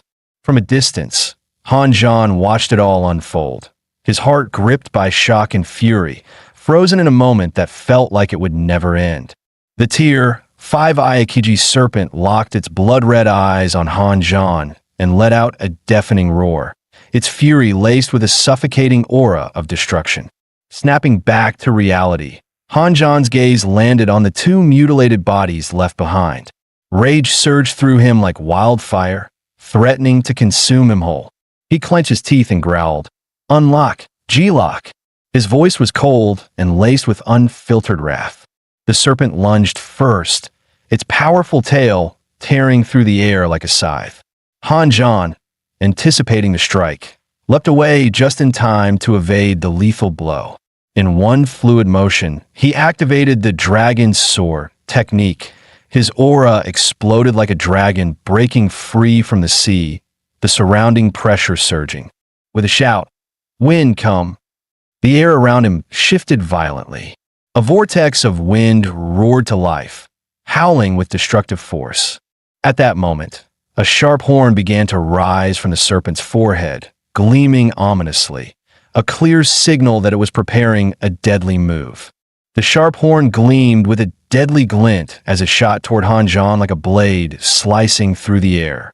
It collided head-on with Han Zhan's summoned hurricane, creating a thunderous explosion that rattled the air itself. The storm was shredded instantly, its force torn apart like paper under an invisible giant hand. Han Zhan was slammed to the ground, his body racked with internal tremors from the sheer impact. Gritting his teeth, he growled, "Damn it, this Tier 5 Guardian is too strong. I can't take it head-on." Frustration and helplessness clouded his thoughts. Before he could regroup, the massive serpent lunged again, its eyes sharper than ever, radiating lethal intent. At that very moment, a powerful force surged in from his side, fast and focused, zeroing in on the serpent's head with surgical precision. As the blinding light faded, everyone froze at the sight before them. A long sword had pierced straight through the head of the Tier 5 Aokiji serpent. Blood gushed out as the massive creature lay lifeless. Han Zhan stood there in stunned silence, unable to believe what he was seeing. Then, from above, a girl descended gracefully, landing beside the embedded sword as if she had always been meant to end the battle. Han Zhan quickly stepped forward and bowed deeply. "Thank you, Senior, for saving my life." The girl, named Gongyang Jin, looked Han Zhan up and down before letting out a mischievous chuckle. "You're quite the looker, little brother. Just my type," she added casually, "but don't get me wrong, I'm no senior from Urdisia. I'm from a city of sin, what you people call the land of exile." At the mention of the land of exile, Han Zhan's heart skipped a beat. That place was infamous, where the world's unwanted were cast away, a massive slum disguised as a prison. Its people weren't evil in the traditional sense. Their evil came from acting on impulse, discarding morals, and doing whatever it took to fulfill their desires, no matter the cost to others. Was this girl really one of those ruthless exiles they spoke of in legends? Han discreetly checked her level, and his heart nearly skipped a beat. She was an SSS-ranked Tier 8 contract spirit. Title: Valkyrie. From behind him, Jin suddenly spoke, her voice laced with curiosity. That song you played earlier, what was it? I could feel every cell in my body powering up. Felt like I could punch a serpent king into the next dimension. Her eyes sparkled, and she flashed an excited grin. I've decided. I'm taking you back with me. You'll be my personal battle enhancer. Han quickly took a step back. Wait, you can't just do that. Jin gave a mocking smile. Really? A mere Tier 3 contract master thinks he can say no to me. Han replied calmly but firmly. I have a mission to complete. I'm not leaving yet. Jin stepped closer, her gaze sharp with pressure. And what if I drag you away by force? Without hesitation, Han drew a dagger and pressed it to his neck. Then I'll take my own life. Jin paused, then burst into amused laughter. Damn, you've got guts. Fine, then. Tell me, what'll it take to get you to come with me willingly? Han thought to himself, she seems interested in me. Maybe I can use that to my advantage and have her help with the mission. He frowned slightly and said seriously, I'll go with you, but only if you help me wipe out the newly hatched Yaki serpents. Every last one of them. Jin chuckled. That's it? I thought you were going to make some unreasonable demand. Fine, I'm in. Han then pulled a serpent horde map from Kai Shifang's corpse. Pointing at 3 locations on it, he explained, these are the key choke points for ambushing the Yaki hatchlings. We can hit them from the side and support the Daxiao forces for the final assault. Jin nodded. Sounds good to me. But just as she turned, her pupils suddenly went pitch black. She gasped, no. The nightmare in my wound. It's flaring up again. As her voice trailed off, a thin stream of black mist began to rise from her back. The mist coiled upward, gradually taking shape, forming the outline of a grotesque, ancient beast behind her, as if some long-forgotten evil had been awakened. Han stood frozen, stunned by the sudden change and unsure of what was happening. Jin suddenly shouted, Run! The next instant, she lunged toward him at lightning speed, surrounded by a swirling aura of violent black mist. Han immediately sensed the demonic energy surging from her. His heart tightened, and he summoned the Fushi zither without hesitation. Sitting cross-legged, he placed the zither on his lap and swiftly plucked the strings. The soothing melody of calm spirit echoed through the shadowy forest. The tune flowed like a breeze, carrying a serene, purifying force. As the music filled the air, the black mist around her seemed to falter, trembling in midair as if recoiling from an invisible force. The longer the song played, the more the darkness faded, slowly lifting from Jin like smoke dispersing in the wind. She blinked in surprise and asked, That was you? Han replied calmly. The song has both suppressive and restorative properties. Just a small trick. Jin avoided the topic, clearly unwilling to explain. Seizing the moment, Han pressed, That wound of yours, what exactly is it? Jin's expression darkened. I was wounded by a Tier 9 insect emperor named Nightmare. I barely escaped with my life, but left a hidden scar. Its energy still lingers inside me. It can hijack my body and force me into a berserk state. Han felt a chill run down his spine. He hadn't realized a Tier 9 beast could be that terrifying. He hesitated for a moment before asking, Can I take a look at the wound? Jin raised a brow and sneered. You've got guts. Trying to cop a feel. Despite the teasing, she casually began unfastening her clothes.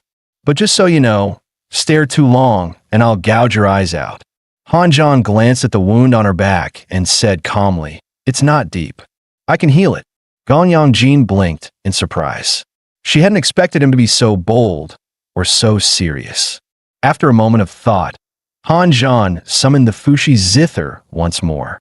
The notes of calm spirit drifted through the air again, light and ethereal, filling the forest with its soothing presence. At such close range, the calming effects of calm spirit were amplified.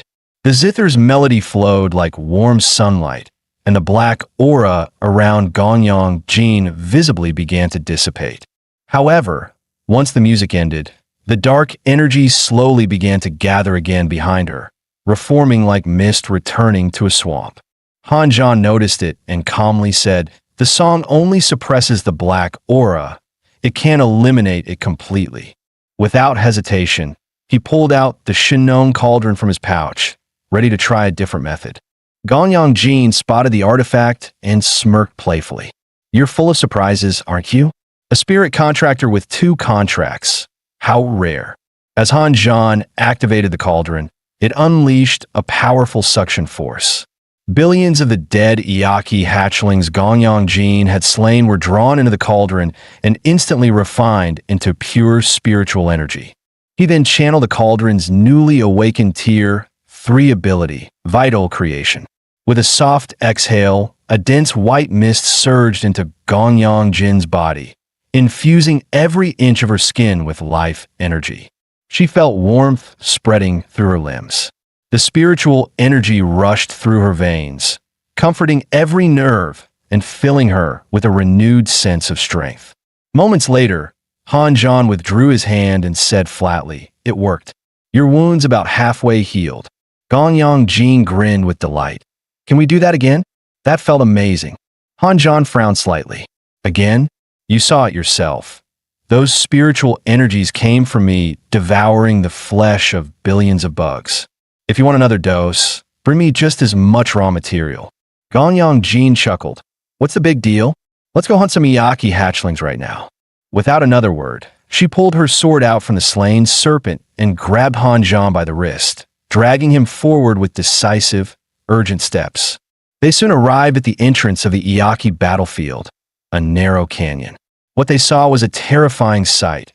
Waves of ash-gray, serpentine bodies surging in like a relentless flood, the air thick with suffocating pressure. Surveillance drones hovering overhead quickly captured the footage and transmitted it back to the Unified Command Department in real time. Report: massive influx of Iaki hatchlings detected at the canyon entrance. The room erupted into anxious murmurs. "Damn, we spotted them too late. Where's General Guanshan? If he were here with his spirit beast, he could have sealed off all 3 entry points with his mountain shifting ability." "He's been reassigned," one commander replied grimly. "The bug swarm knew exactly what they were doing," another officer muttered.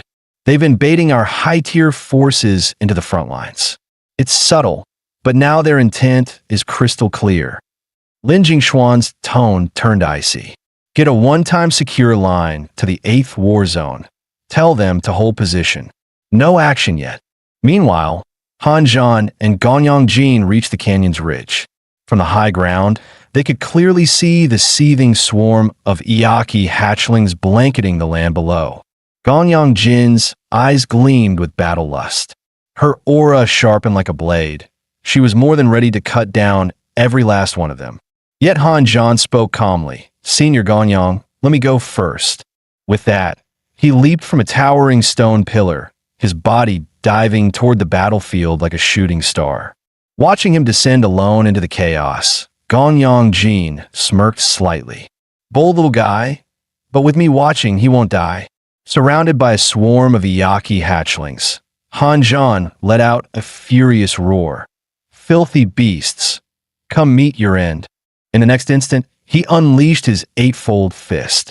The force behind each strike tore through the air like a thunderclap, sending shockwaves in all directions. Back at the Operations Command Center, Lin Jingxian and the others monitoring the feed immediately noticed Hanjan's appearance on the battlefield. One of the commanders exclaimed in disbelief. "What the hell is he doing? Charging in alone, he's asking to die." But Hanjan didn't falter. Every punch he threw obliterated an Iaki hatchling on impact, blood and gore flying in all directions, turning the battlefield into a hellish scene of carnage. Hanjan had only intended to use the battle as a way to temper his 8-fold fist, but the sheer number of Iaki hatchlings was overwhelming. There was no end to them. Soon, Even more of the serpents surged toward him like a tidal wave, their momentum terrifying. Realizing he was about to be completely surrounded, Han Zhan's heart tightened. "This is bad," he muttered. Just then, Ganyang Jin launched herself from above. She landed beside him with a shockwave that blasted away the encircling Iaki hatchlings. With a swift swing of her sword, dozens of serpents were sliced apart in an instant, blood spraying through the air. Without hesitation, she followed up with another slash, her blade severing a serpent cleanly in half. After catching his breath, Han Zhan gave her a quick nod of thanks before charging back into the fray with renewed fervor. Watching his back, Ganyang Jin couldn't help but murmur, "This kid really doesn't value his life, huh?" In the thick of the battle, Han Zhan suddenly felt a surge from within. He had unlocked the third level of the eightfold fist. Vital Surge. Locked release. Eager to test its might, he immediately unleashed the newly awakened ability. The power of the third strike was immense, so fierce that even the air around his fist began to distort. Ganyang Jin's eyes widened slightly. She hadn't expected him to erupt with such strength. Excited, she shouted, "I'm joining in," then leapt into the swarm, her blade flashing like lightning, sending serpent corpses flying with every swing. Back in the command center, someone watching the live feed gasped in disbelief. "No way. That kid is holding off the entire serpent tide by himself." Another officer asked curiously, "Who's that woman fighting beside him?" Lin Jingxian responded with a grave expression. "She's Ganyang Jin, the so-called demon queen from the City of Exiles. A top-tier level 8 contracted spirit. About a month ago, she fought against Wei Qing and was defeated by him and his wife working together. We thought she had left the Yaki battlefield, but turns out she stuck around and even teamed up with my junior disciple." At this point, the area surrounding Han Zhan and Ganyang Jin was littered with serpent corpses, stacked like mounds, the scent of blood heavy in the air. Without pause, Han Zhan summoned the divine cauldron once again and began absorbing the remains around him, activating his vital Genesis ability. Countless serpent bodies were drawn into the cauldron, and the spiritual energy inside surged violently, thick enough to distort the space around it. Turning to Ganyang Jin, Han Zhan calmly said, "Get ready. I can begin your treatment again." Without hesitation, Ganyang Jin turned around and revealed her back. The wound from earlier was still exuding black mist, a sign it hadn't fully healed. Focused and unwavering, Han Zhan activated the divine cauldron again, channeling pure spiritual energy into her body for the second round of healing. As the spiritual energy flowed into her body, Ganyang Jin once again felt that warm, soothing sensation. The heavy pressure within her began to lift. At that moment, Han Zhan asked in a low voice, "There's a black thorn embedded in the wound. Should I remove it?" Ganyang Jin answered without hesitation, "Do it." Her tone was firm, clearly prepared for whatever came next. As the thorn was pulled out, a surge of thick black mist erupted like a tide, releasing a chilling aura that filled the air. But Ganyang Jin's face relaxed even more than before, a hint of relief spreading across her features, as if that foul energy had taken all her pain and burden with it when it left her body.